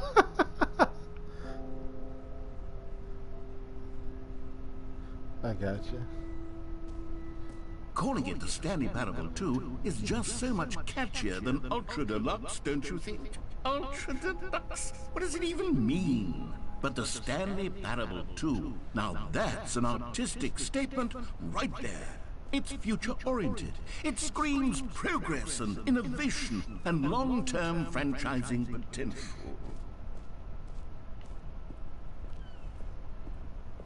They're back 2 doors. I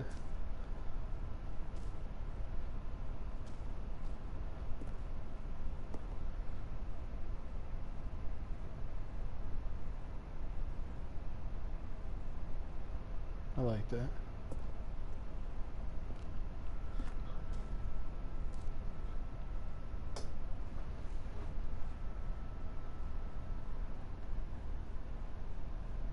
The color red.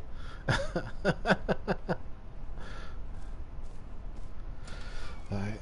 Now, to be clear, I haven't quite nailed down what exactly the Stanley Parable 2 is going to be, but let's take a look at some of the features I've been developing for it.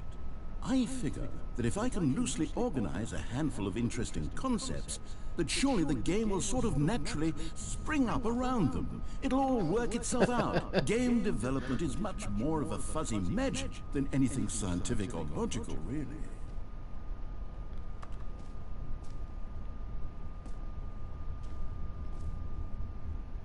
Sequels are good. Portal 2, Half-Life 2, Batman Arkham Asylum 2,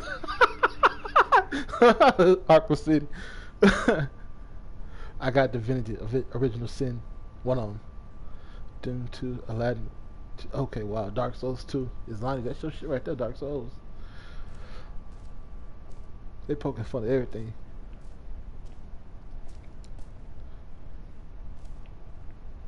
Give me a way where I can defy you, goddammit.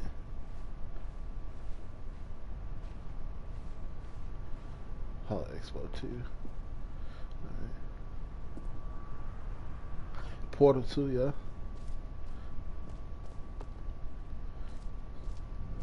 Here we are. Go on. Try out some of the new features.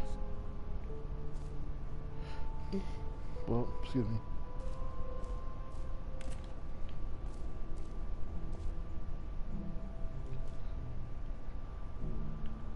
Excuse me. They got merchandise. I like that the end's never the end again.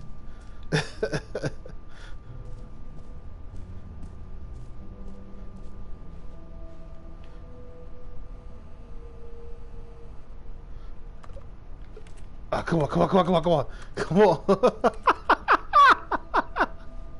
The baby's all grown up.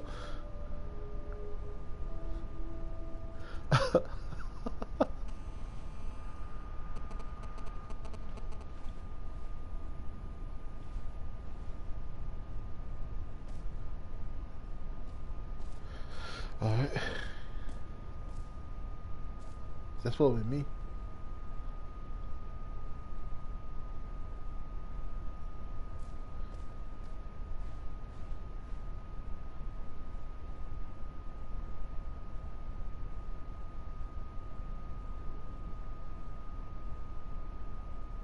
Uh-huh.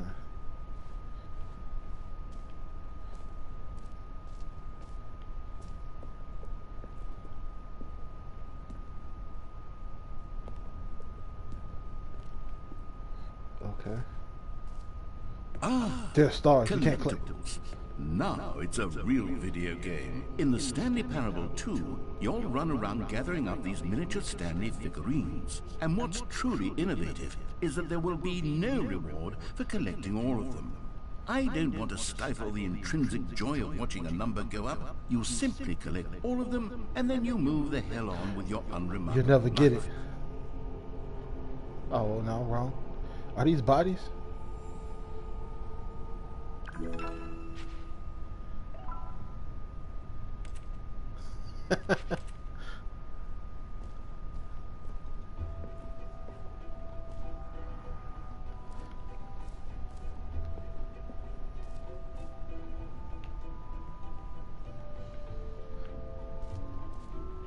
Okay. God, it really is the worst when you collect everything in a video game and then they give you a big fancy reward for it. Absolutely tragic.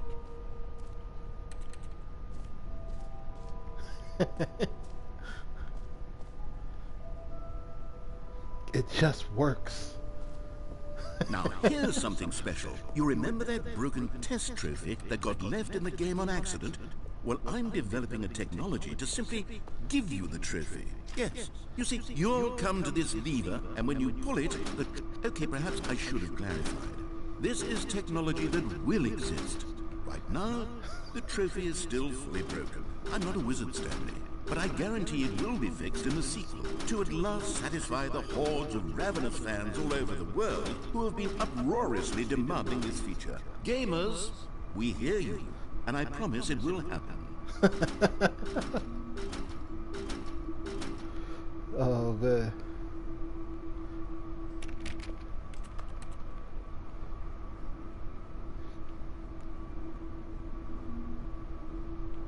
Ain't no collectible back here.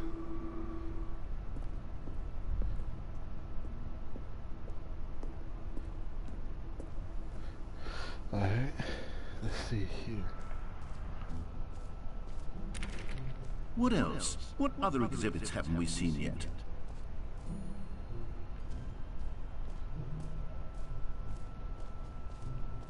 Okay, I'll be honest, I haven't yet decided on this one. I think that in the new version, the office could use a bit of decoration, like balloons. But I'm undecided on Get Well Someday and Happy 12th Birthday.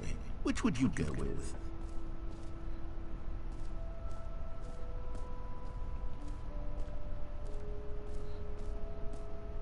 Ha, aha.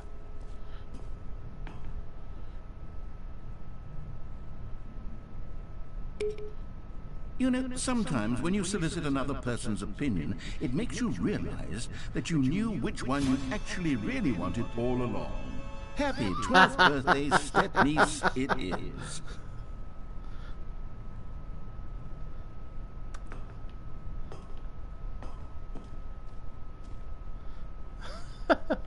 Or actually, maybe I should have gone with... No, I've made my decision, we're moving on.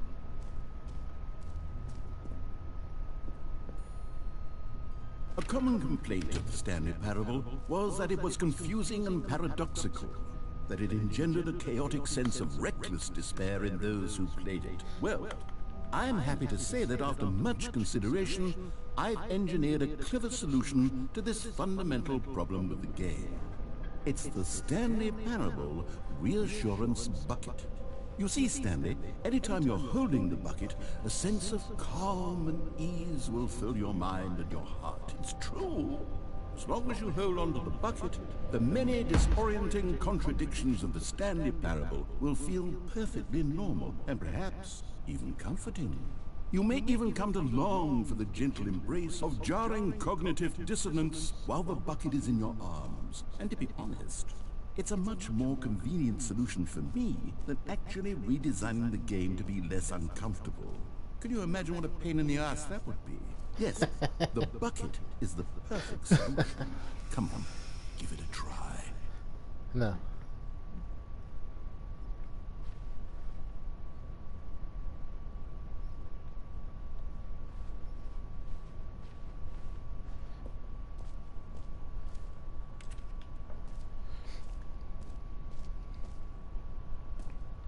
Oh, so you guys know better to force me to do stuff, huh?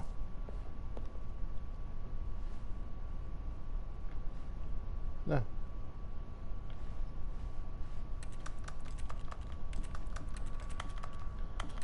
Let's see here. I don't want to hold your damn bucket.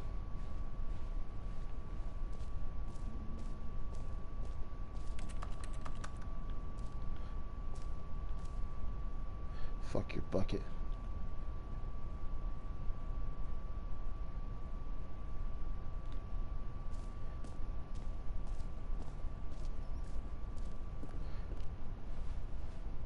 I guess I kind of have to. I didn't have to hold the bucket. Can you feel it? The glow of comfort, even in the face of crushing despair, must already be sweeping through your body. And in fact, can I say that I do believe the bucket lends you an air of charisma as well? I think that just holding it has made you the slightest bit more attractive as a person. The benefits of the bucket seem to go on and on, don't they? All this and more await you in the Stanley Parable 2.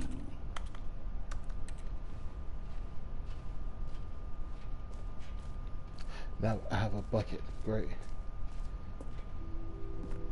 Does anyone give out awards for most enjoyable bucket in a video game? That really should be an award if it isn't already. Let me jump off something.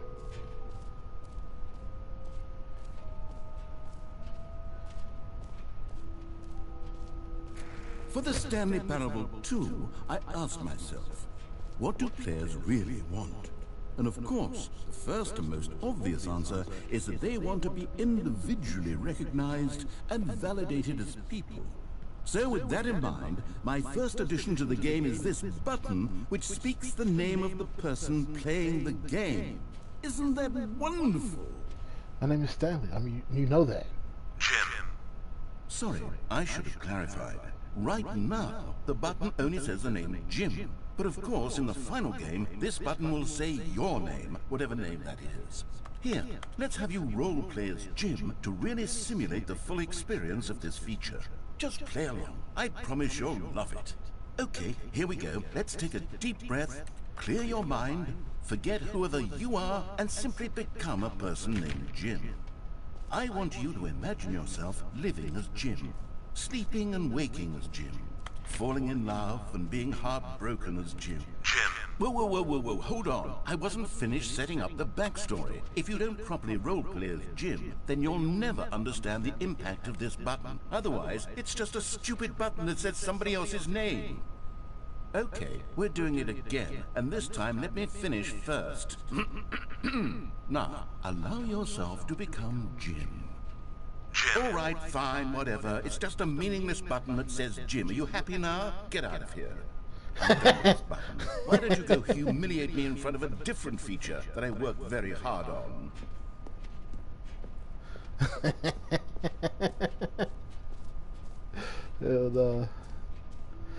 Maybe I'll only let people named Jim play the Stanley Parable 2. Then an epilogue would be fun, wouldn't it, Stanley? Yes, it will go at the end of the, well, we'll figure that out later.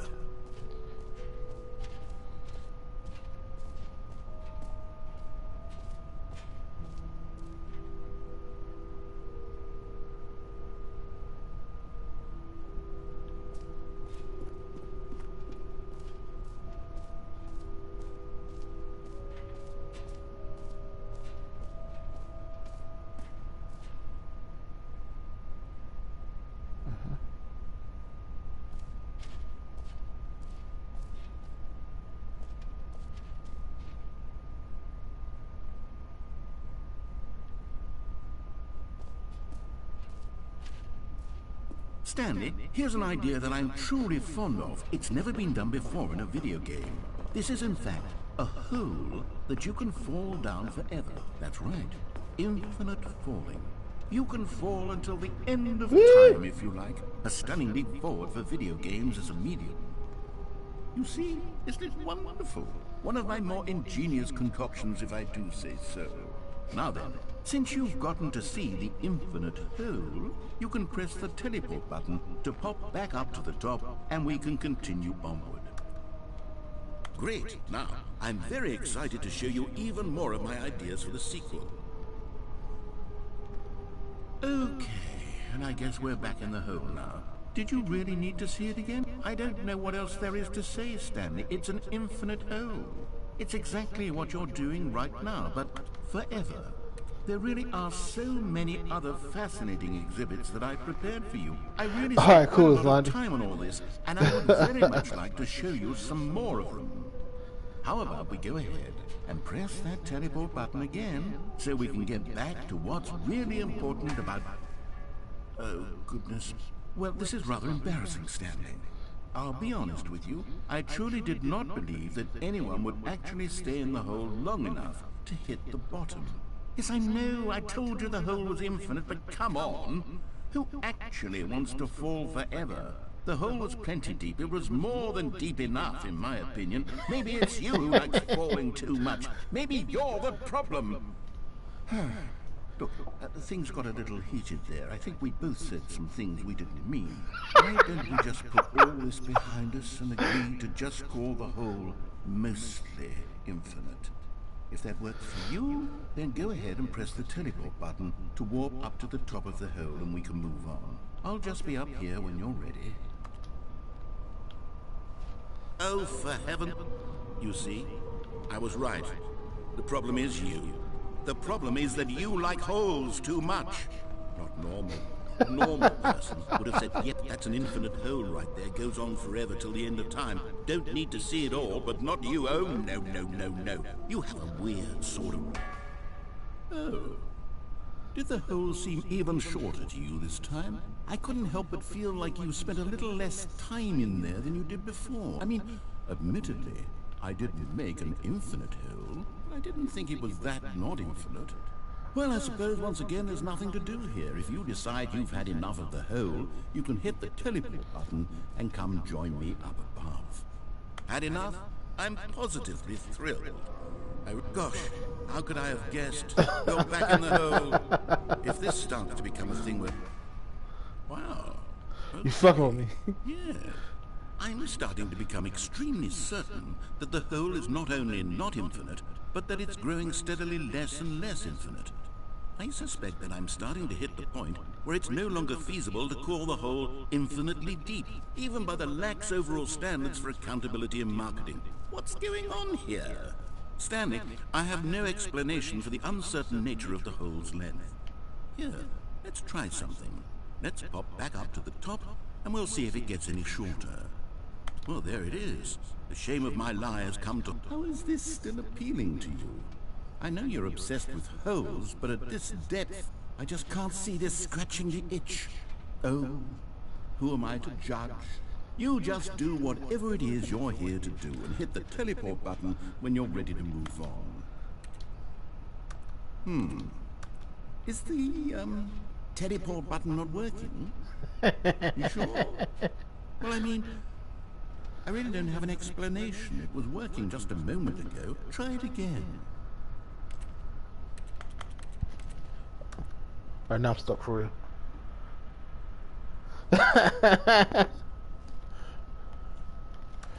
Alright, I guess not it Still nothing? Well, I suppose there is one thing I can do to fix this. Don't you restart? I'm out. Goodbye, Stanley. Don't you fucking restart? Be away from the hole, and now you'll No. get more time with it than you could ever have asked for. It's a win for everyone. You get to be with the hole, I get to do literally anything else. Take care, Stanley. I hope you and the hole have a wonderful rest of eternity.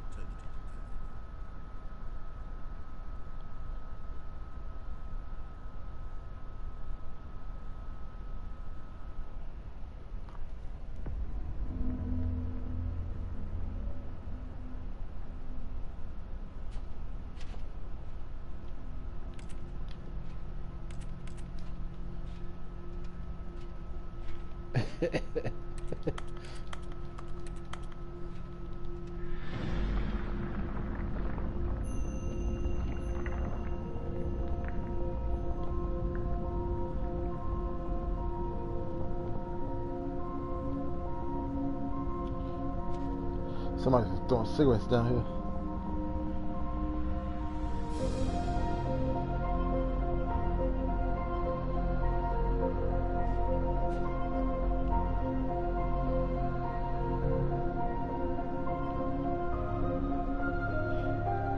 It feels like you're playing as a bucket as opposed to playing as a person.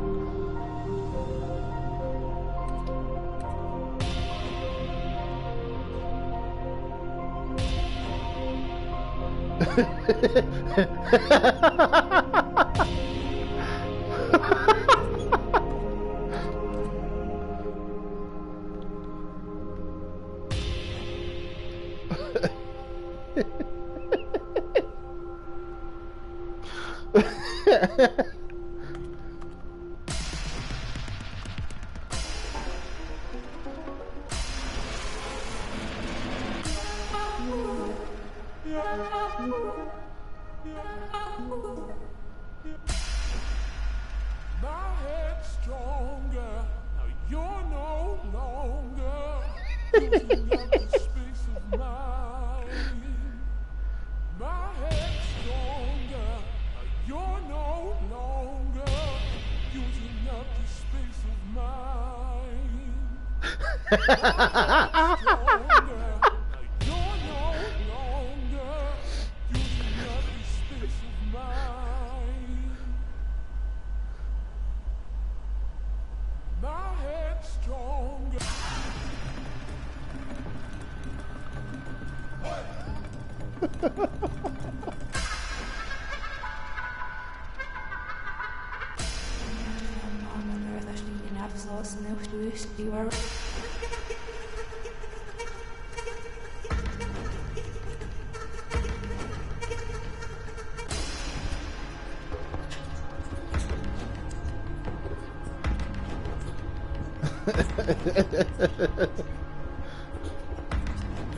I like that one.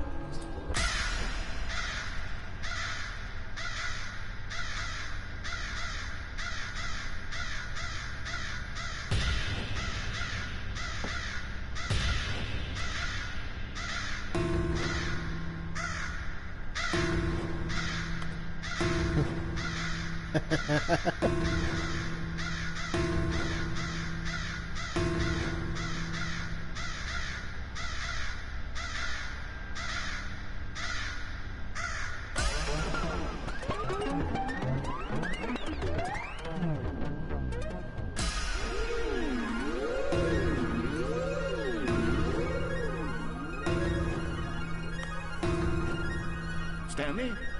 Stanley? Stanley! Oh good, you're awake. It seems you had sort of dozed off there, drifting away into dreamland. But we can't have that, Stanley, because this hole is just so darn fascinating that I want you to be wide awake for every second of it. You don't want to miss a single moment. So how about if I just pop in from time to time and wake you up to keep you really truly focused on the hole? From the looks of things, you and I will have many, many years here in this hole, and I'm looking forward to all of them. Stay alert, Stanley.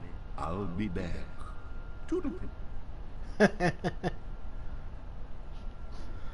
Oh man. It's gonna do it again.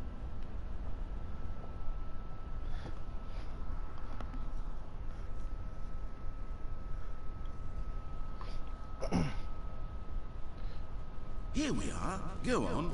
Try out some of the new features.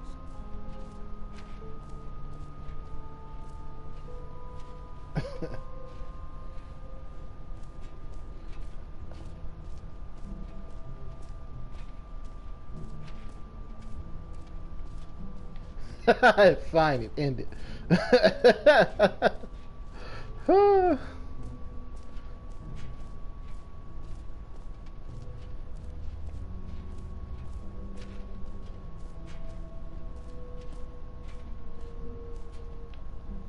Aw, they took it away from me.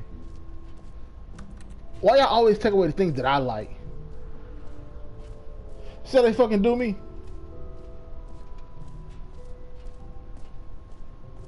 Alright, so I think I was. I already seen the jump circle. Alright.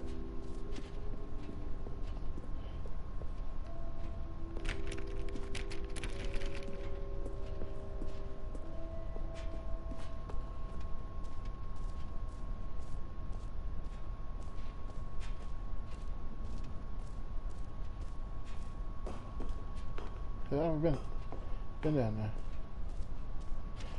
Alright, I guess I gotta do the circle.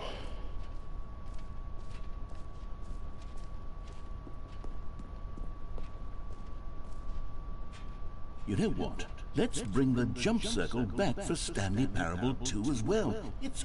Oh, wait. You already spent all your jumps the first time we saw the jump circle. Oh well. I suppose it can just be a nice decorative piece then.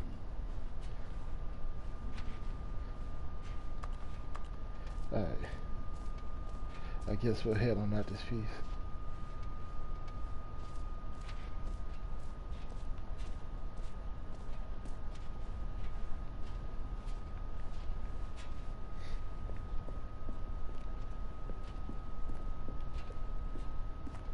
All right. Have you seen everything you wanted to? Ready to move on now?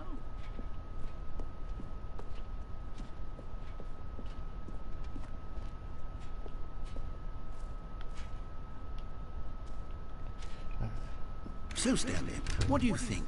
Do you like all of the new features? Yes, I know it's not exactly clear yet how exactly these features will come together as one single coherent video game, but I can feel it in my soul.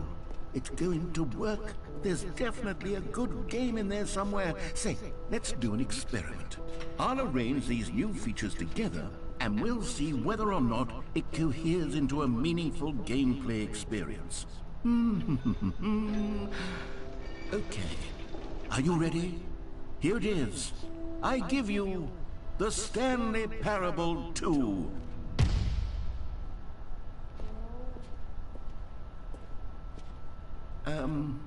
Well, I mean, there's potential here, right? It's sort of... Okay, never mind.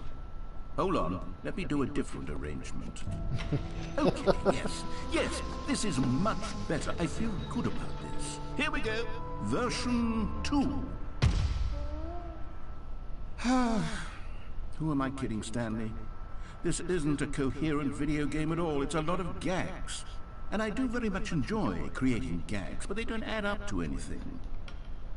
I wanted more than anything to create a sequel that would capture all the magic of the first game. I wanted fans to love it. No matter how good these gags are, they won't stand on their own. They would need the structure and the gameplay of the original. Wait, maybe that's it. I can take the original Stanley Parable and simply, well, insert a few of my new features into it. Tastefully, of course. With respect. With care for the vision and integrity of the original game.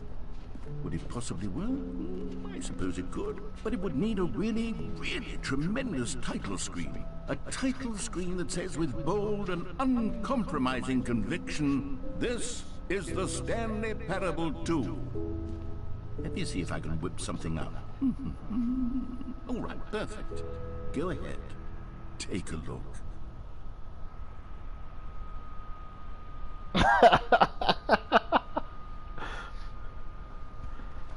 Yeah, I saw that.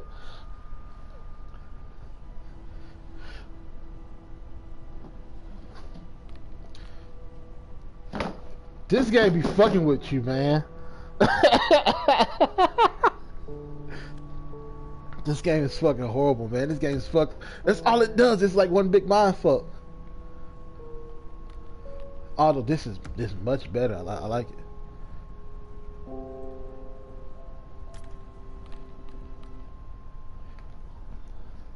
Like, I feel like I'm so far deep into the like all this is all part of the first game. I don't think this is like there's no such thing as a Stanley Parable 2, but like it's just one big mind fuck.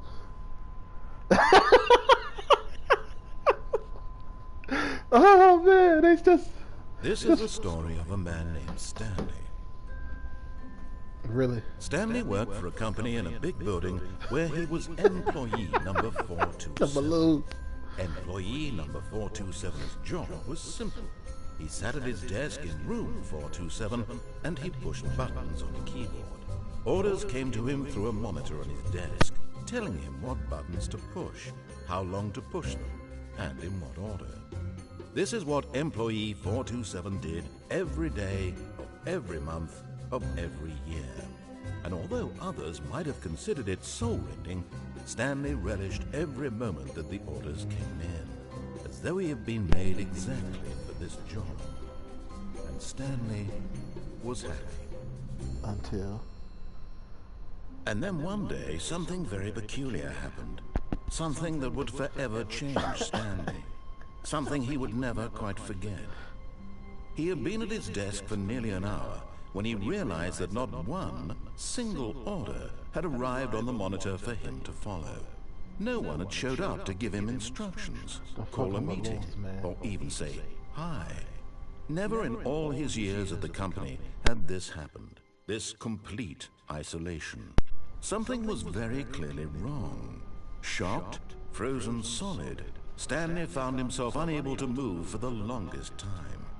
But as he came to his wits and regained his senses, It sounds he got like up you from for his 27. desk I mean, and Skull. stepped out of his office. Yeah, that's. It All of reminds his me a lot of me. co-workers were gone. That's What why could it I mean? cursed so much during the first Stanley one. decided to go to the meeting. Like, goddamn it. Perhaps he had simply missed a memo.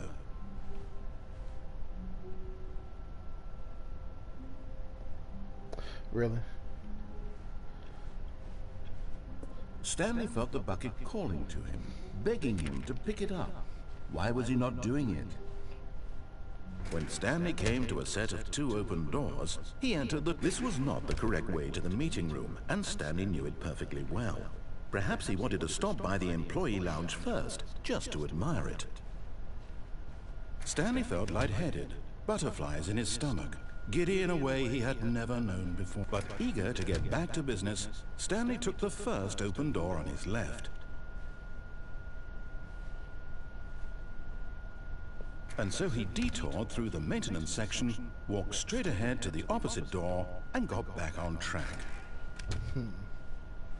Yet there was not a single person here either. Feeling a wave of disbelief, Stanley decided to go up to his boss's office, hoping he might find an answer there. Coming to a staircase, Stanley walked upstairs to his boss's office.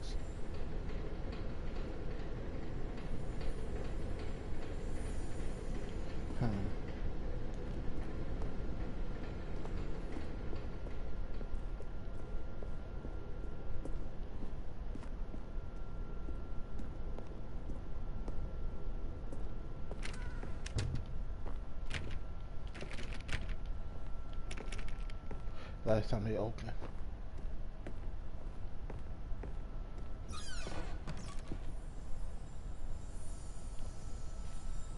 You found one of them. One of the miniature Stanley figurines. Remember, no reward for collecting all of these, only the intrinsic pleasure of a job well done. You can't buy that sort of happiness, Stanley. God knows I've tried.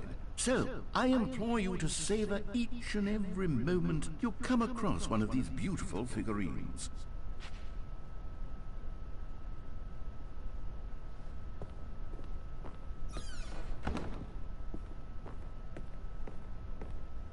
The moment he entered his manager's office, Stanley froze in his tracks. Not a living soul anywhere. Could he really be all alone? This was too much for Stanley to take. Too much for any man to take.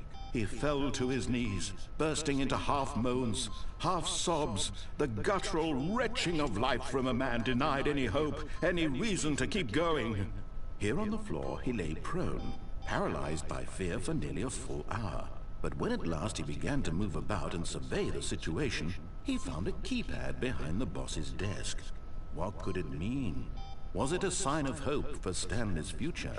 Alas, it was not. For although this keypad guarded the terrible secret of Stanley's past, it had been assigned a 4-digit code so devious and so random that no man could ever hope to guess it. 2845. Statistically, nearly impossible to guess blindly, ever. Yet incredibly, by simply pushing random buttons on the keypad, Stanley happened to input the correct code by sheer luck. Amazing. He stepped into the newly opened passageway.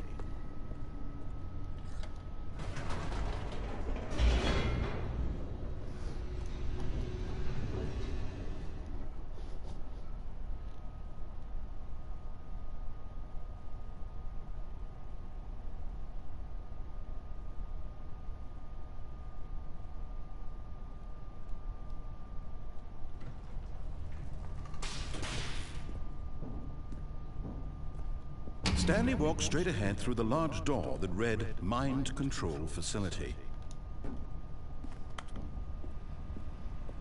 Although this passageway had the word escape written on it, the truth was that at the end of this hall, Stanley would meet his violent death. The door behind him was not shut. Stanley still had every opportunity to turn around and get back on track. At this point, Stanley was making a conscious, concerted effort to walk forward and willingly confront his death.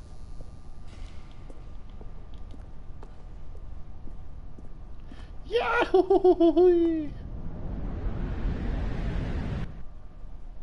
I like falling down stuff.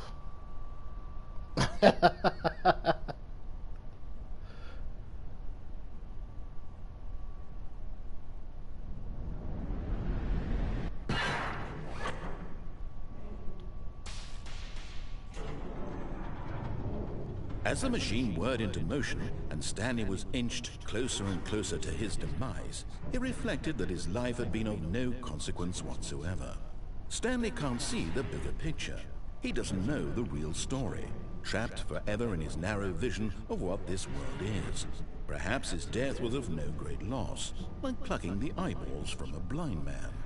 And so he resigned and willingly accepted this violent end to his brief and shallow life. Farewell, Stanley.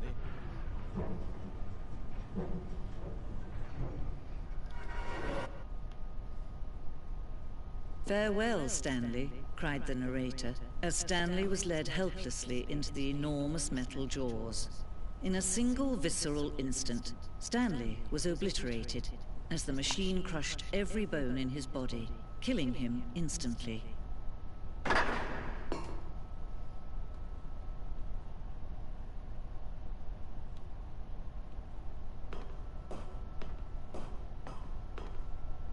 The narrator think he was going to accomplish.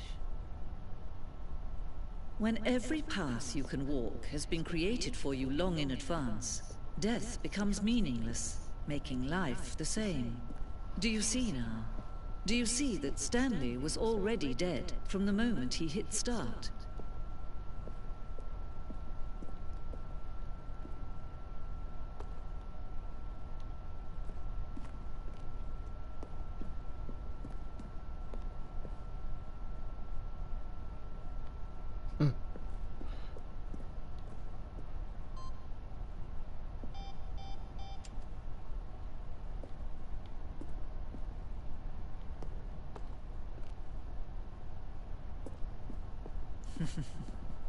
Oh, look at these two. How they wish to destroy one another. How they wish to control one another. How they both wish to be free. Can you see? Can you see how much they need one another? No, perhaps not. Sometimes these things cannot be seen. But listen to me. You can still save these two. You can stop the program before they both fail. Turn off your PlayStation. There's no other way to beat this game. As long as you move forward, you'll be walking someone else's path. Stop now and it'll be your only true choice. Whatever you do, choose it. Don't let time choose for you. Don't let... Oh, man. And wake up again.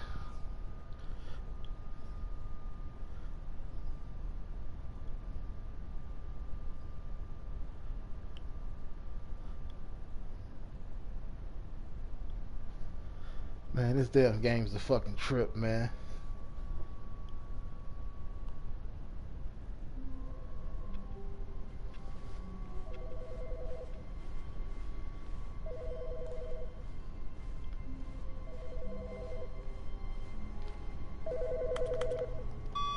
Good morning.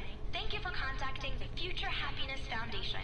We are confirming your shipment of 1,327 cardboard boxes to your place of work. Can you verify that this is correct? Excellent. Your order will arrive shortly. Thank you again for contacting the Future Happiness Foundation. I did good.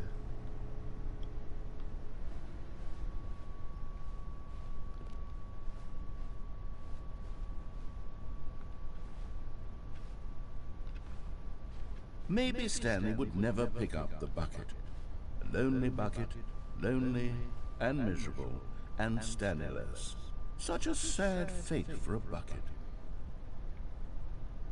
When Stanley came to a set of 2 open doors, he entered the door on his left. This will be my last play. I'm about to be done in a second.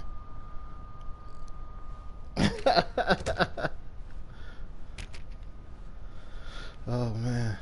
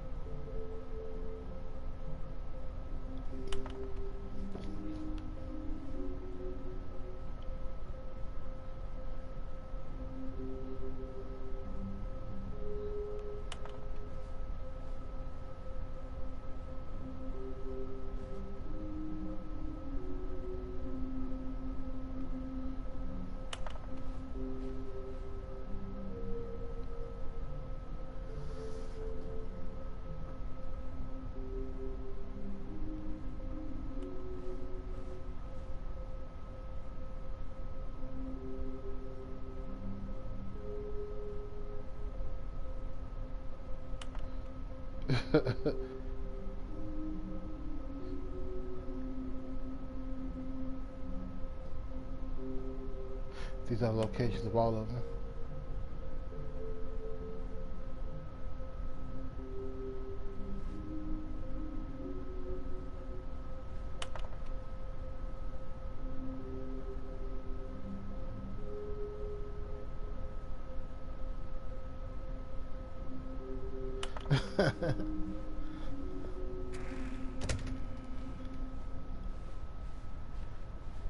Coming to a staircase, Stanley walked upstairs to his boss's office. But Stanley just couldn't do it. He considered the possibility of facing his boss, admitting he had left his post during work hours. He might be fired for that. And in such a competitive economy, why had he taken that risk? All because he believed everyone had vanished. His boss would think he was crazy. And then something occurred to Stanley. Maybe, he thought to himself, maybe I am crazy. All of my co-workers blinking mysteriously out of existence in a single moment for no reason at all? None of it made any logical sense. And as Stanley pondered this, he began to make other strange observations. For example, why couldn't he see his feet when he looked down? Why did doors close automatically behind him wherever he went? And for that matter, these rooms were starting to look pretty familiar. Were they simply repeating? No, Stanley said to himself, this is all too strange. This can't be real. And at last, he came to the conclusion that had been on the tip of his tongue. He just hadn't found the words for it. I'm dreaming, he yelled. This is all a dream. Oh, what a relief Stanley felt to have finally found an answer, an explanation. His co-workers weren't actually gone. He wasn't going to lose his job. He wasn't crazy after all. And he thought to himself, I suppose I'll wake up soon. I'll have to go back to my boring real-life job pushing buttons. I may as well enjoy this while I'm still lucid. So, he imagined himself flying and began to gently float above the ground. Then he imagined himself soaring through space on a magical starfield, and it too appeared. It was so much fun, and Stanley marveled that he had still not woken up. How was he remaining so lucid? And then perhaps the strangest question of them all entered Stanley's head. One he was amazed he hadn't asked himself sooner. Why is there a voice in my head dictating everything that I'm doing and thinking? Now the voice was describing itself being considered by Stanley, who found it particularly strange. I'm dreaming about a voice describing me, thinking about how it's describing my thoughts, he thought. And while he thought it all very odd, and wondered if this voice spoke to all people in their dreams, the truth was that, of course, this was not a dream. How could it be? Was Stanley simply deceiving himself? believing that if he's asleep, he doesn't have to take responsibility for himself. Stanley is as awake right now as he's ever been in his life. Now, hearing the voice speak these words was quite a shock to Stanley. After all, he knew for certain, beyond a doubt, that this was in fact a dream. Did the voice not see him float and make the magical stars just a moment ago? How else would the voice explain all that? This voice was a part of himself too. Surely, if he could just... He would prove it. He would prove that he was in control, that this was a dream. So he closed his eyes gently, and he invited himself to wake up. He felt the cool weight of the blanket on his skin, the press of the mattress on his back, the fresh air of a world outside this one. Let me wake up, he thought to himself. I'm through with this dream. I wish it to be over. Let me go back to my job. Let me continue pushing the buttons. Please, it's all I want. I want my apartment, and my wife, and my job. All I want is my life exactly the way it's always been. My life is normal. I am normal. Everything will be fine. I am okay.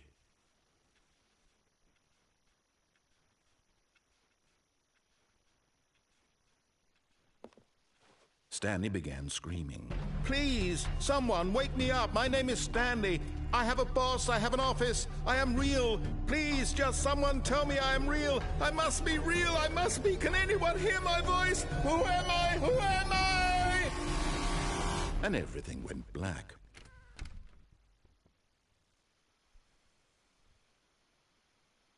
This is the story of a woman named Mariella. Mariella woke up on a day like any other. She arose, got dressed, gathered her belongings, and walked to her place of work. But on this particular day, her walk was interrupted by the body of a man who had stumbled through town talking and screaming to himself, and then collapsed dead on the sidewalk. And although she would soon turn to go call for an ambulance, for just a few brief moments, she considered the strange man. He was obviously crazy. This much she knew. Really? Really? Oh, man. Everyone knows what crazy Well, people look not necessarily this here, but moment, I was trying to get back to the red door and the blue door. To be normal. I am sane. I am in control of my mind. I know what is real. So going downstairs is the shortest way to it a was comforting to an think end. this, and in a certain way, seeing this man made her feel better. But then she remembered the meeting she had scheduled for that day. The very important people whose impressions of her would affect her career, and by extension, the rest You would of think her with life. everything kind of changing a She had little no bit, time for this might so change. It was only a moment that she stood there, staring down at the body. And then she turned and ran.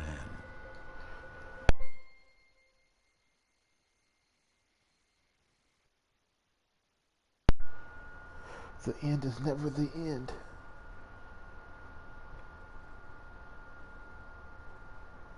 This damn game is fucking crazy, man.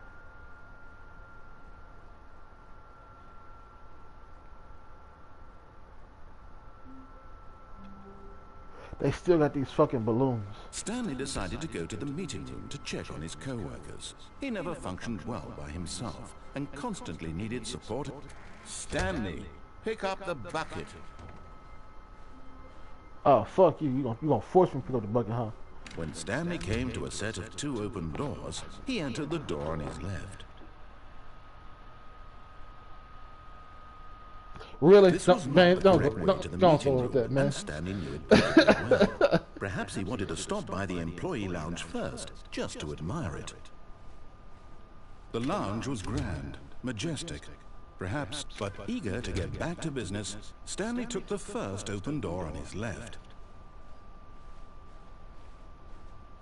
Stanley was so bad at following directions, it's incredible he wasn't fired years ago. Yeah. Oh, wait. That plank wasn't there last time. Another miniature Stanley figurine. This, you know, there really must be a snappier name for these things. What about mini-stands? Stanley figs? Or what about Stanlerines? Yes, I think I like that. Another Stanlerine under your belt. Oh man, I remember seeing that last time. Shit, I was about to log out, man. Shit. Every time I try to leave, just start pulling me back in.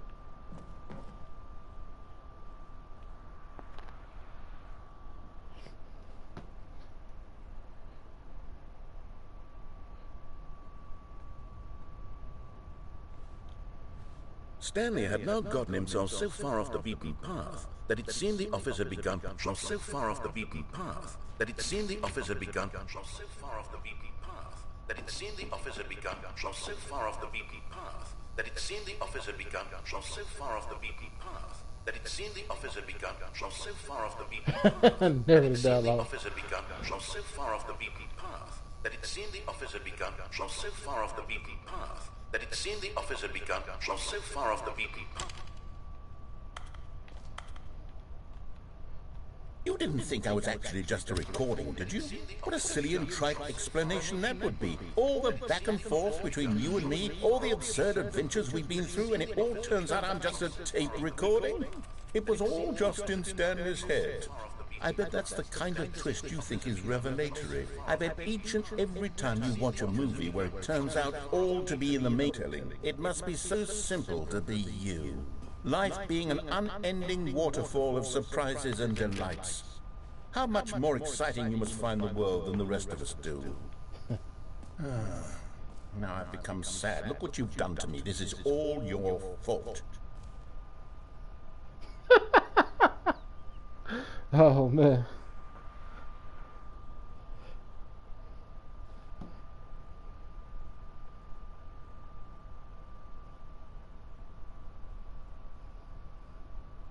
And back again. Man, this damn game is fucking work, man. It's a piece of fucking work. That's crazy. All of his co-workers were gone. What could it mean? Stanley decided to go to the meeting room. Perhaps he had simply missed a memo. This time the hand on the bucket is up.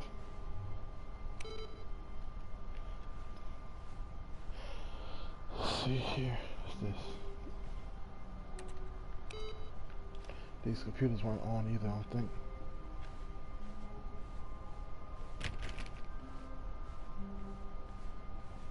When Stanley came to a set of 2 open doors, this was not the correct way to the meeting room, and Stanley knew it perfectly well.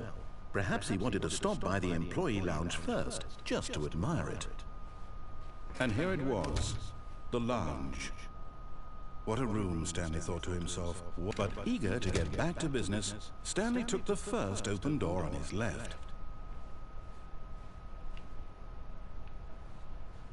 Stanley was so bad at following directions, it's incredible he wasn't fired years ago.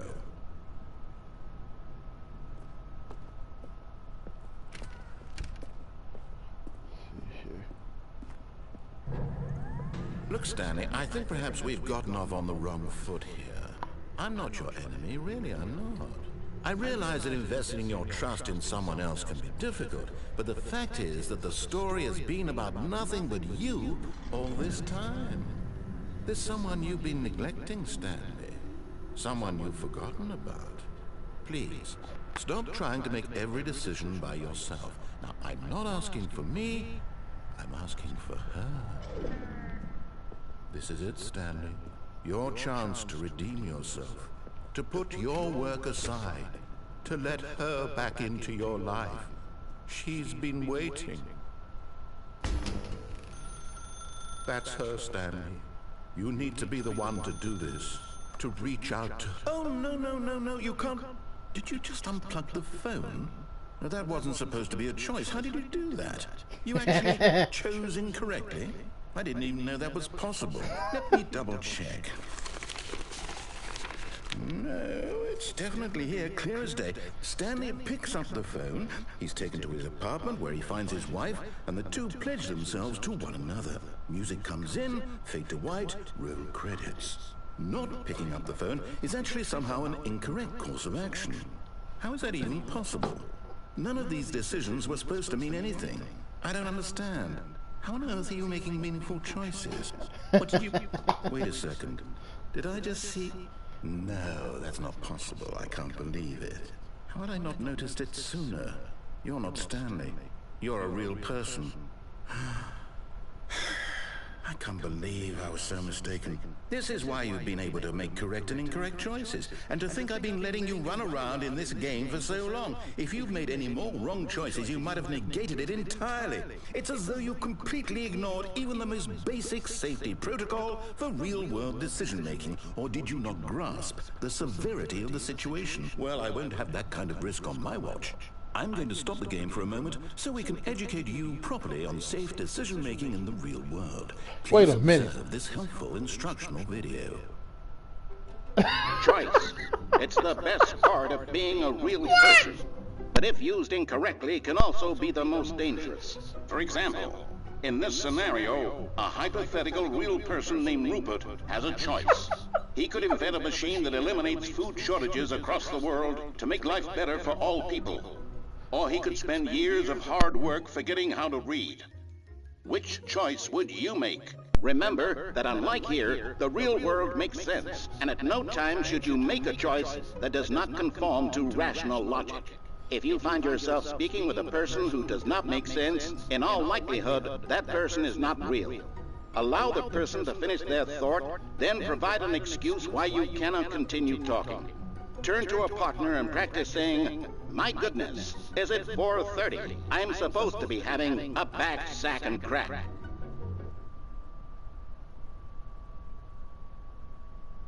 Wait, you expect me to say that? No. No. No. I won't. Excellent. Making choices on a regular basis is the best part to a healthy decision-making process. Most medical professionals recommend making at least 8 choices per day. Do you make more than 8? Less? And finally, if you begin to wonder if your choices are actually meaningful and whether you'll ever make a significant contribution to the world, just remember that in the vast infiniteness of space, your thoughts and problems are materially insignificant, and the feeling should subside. At this time, your instructor will guide you in an exercise to test and reinforce the material covered in this video. Start me back over from the beginning. Welcome back. You may have noticed that this room has begun to deteriorate as a result of narrative contradiction. But not to worry. Now that you're properly informed on good decision-making, we're going to revisit a choice you made just a few minutes ago and see what the correct thing to do would have been. This way, please. Sure thing.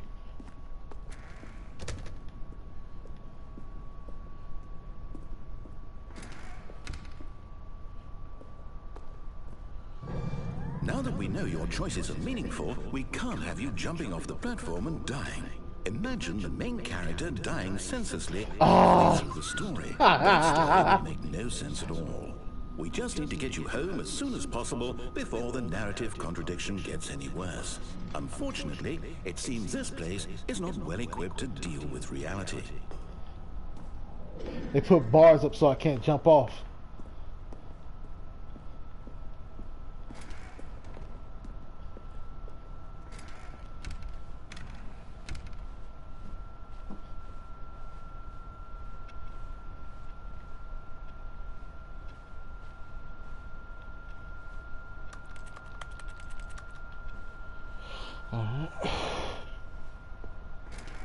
Almost there. You'll take the door on the left, back to the correct ending, the story will have resolution once again, and you'll be home free in the real world.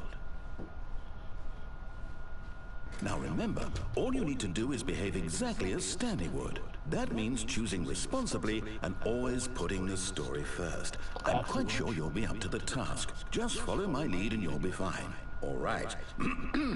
When Stanley came to a set of 2 open doors, he entered the door on his left. No! Why did you do that? Quickly, hurry back in the other direction. Perhaps we're not too late.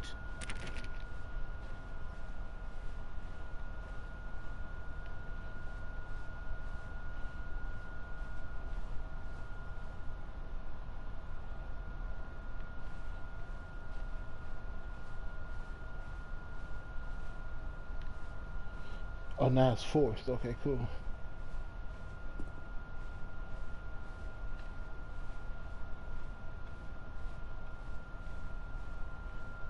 Oh, it's ruined.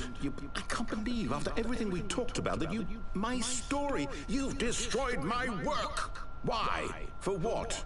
What did you get out of that? What did you think was so special about seeing the game undone, left here like so much garbage? It's worthless now. And what am I supposed to do? Even if there were a way to continue, would it be worth it? To know that my story is now incorrect? How can I go back to that? I can't erase that knowledge. I'll have to live with it forever, reliving its impossibility forever. I couldn't live that way. Is it better to shut the game down entirely? To willingly destroy all of my work? I don't know. What's the answer? What do I do? What do I do? What do I... No, I have to. I have to shut the game down. I have to. I have to.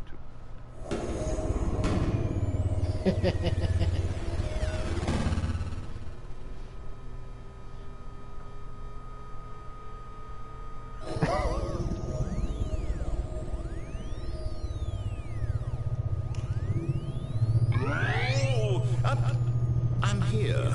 I'm still here. Here in this pile of rubbish. With you. You. Who thought you were so clever. Now look where we are.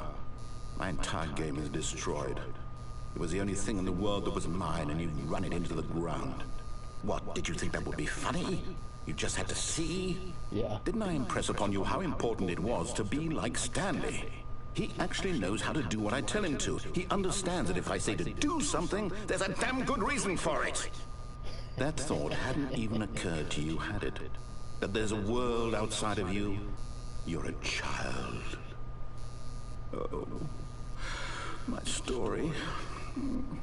If you'd just gone through the door on the left, you would have seen it. There was a whole underground facility. You would have destroyed it and been victorious. It would have been so perfect. I worked so hard on it. I tried so hard to make...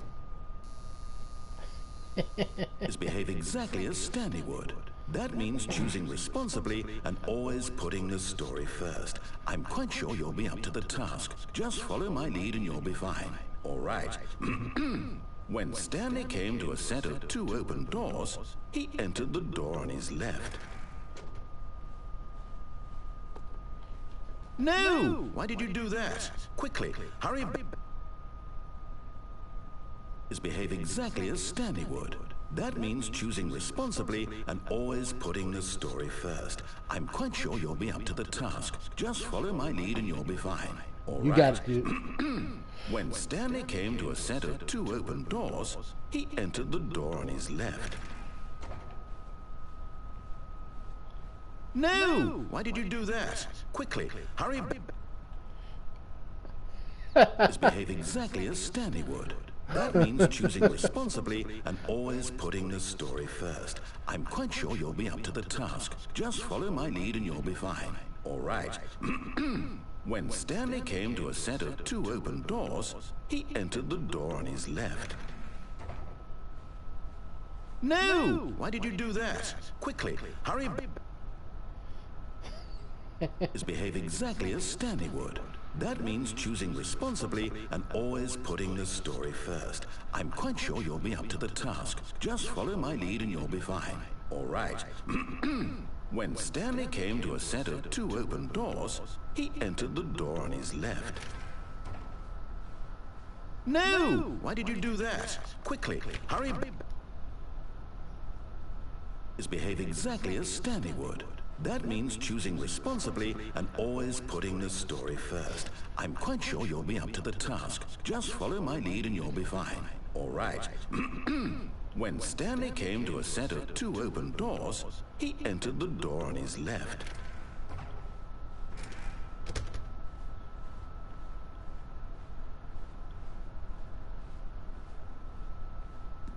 Yet there was not a single person here either. Feeling a wave of disbelief, Stanley decided to go up to his boss's office, hoping he might find an answer. Coming to a staircase, Stanley walked upstairs to his boss's office.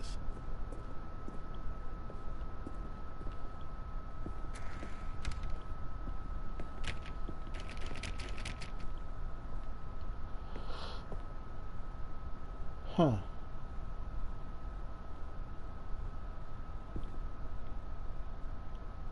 Stepping inside his manager's office, Stanley was once again stunned to discover not an indication of any human life. Shocked, unraveled, Stanley wondered in disbelief who orchestrated this, until he saw the door with a voice receiver next to it. Surely behind this door lay all the answers to his questions. And beyond all probability, he knew the passcode. He had seen it on his boss's computer just last week. Night Shark 115. Was this the code to open the door? Would it still work? There was only one way to find out. Stanley had been trained never to speak up, but now he would draw from within himself the courage to face the unknown.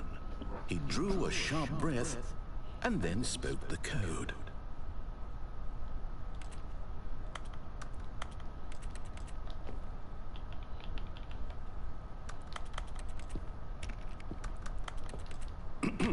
Stanley spoke the code.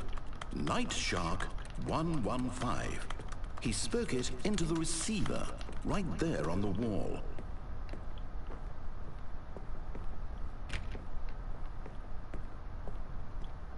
I'm sorry, is there a problem? You didn't mishear me, did you? Please speak the code into the receiver. Otherwise we can't get on with the story. This is a crucial step. Can you even detect that I have on a headset? Okay, fine, you're not gonna do it, but you know what?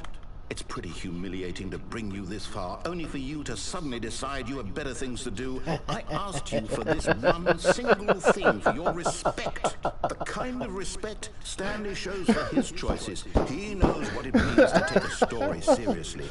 If you didn't want to see what I had to show you, then why did you come here? You had a choice, you know. You could have gone through the door on the right. You could have done whatever the hell you wanted over there. Why did you come this way? Speak. Say something to me. Explain yourself, you coward. You... When Stanley came to a set of two open doors, he entered the door on his left. Stanley? Hello? Are you... Is everything okay? Stanley, please. I need you to make a choice. Are you listening to me? What the fuck? Is everything alright? Stanley, this is important. The story needs you. It needs you to make a decision. It cannot exist without you. Do you understand me? Whatever choice you make is just fine. They're both correct. You can't be wrong. Hell no. I'll accept whatever you do. I simply need you to take that step forward, please. Choose. Do something. Anything. This is more important than you can ever know. I need this. The story needs it. So, you hear me? Are you there? Are you listening to this? Stanley, are you there? Okay. It's okay, I can wait. What the fuck? Time to make sure your choice is correct. That is the best choice. Oh, man. That's all right. I'll wait for you to decide what's the right thing to do. Take as much time as you need.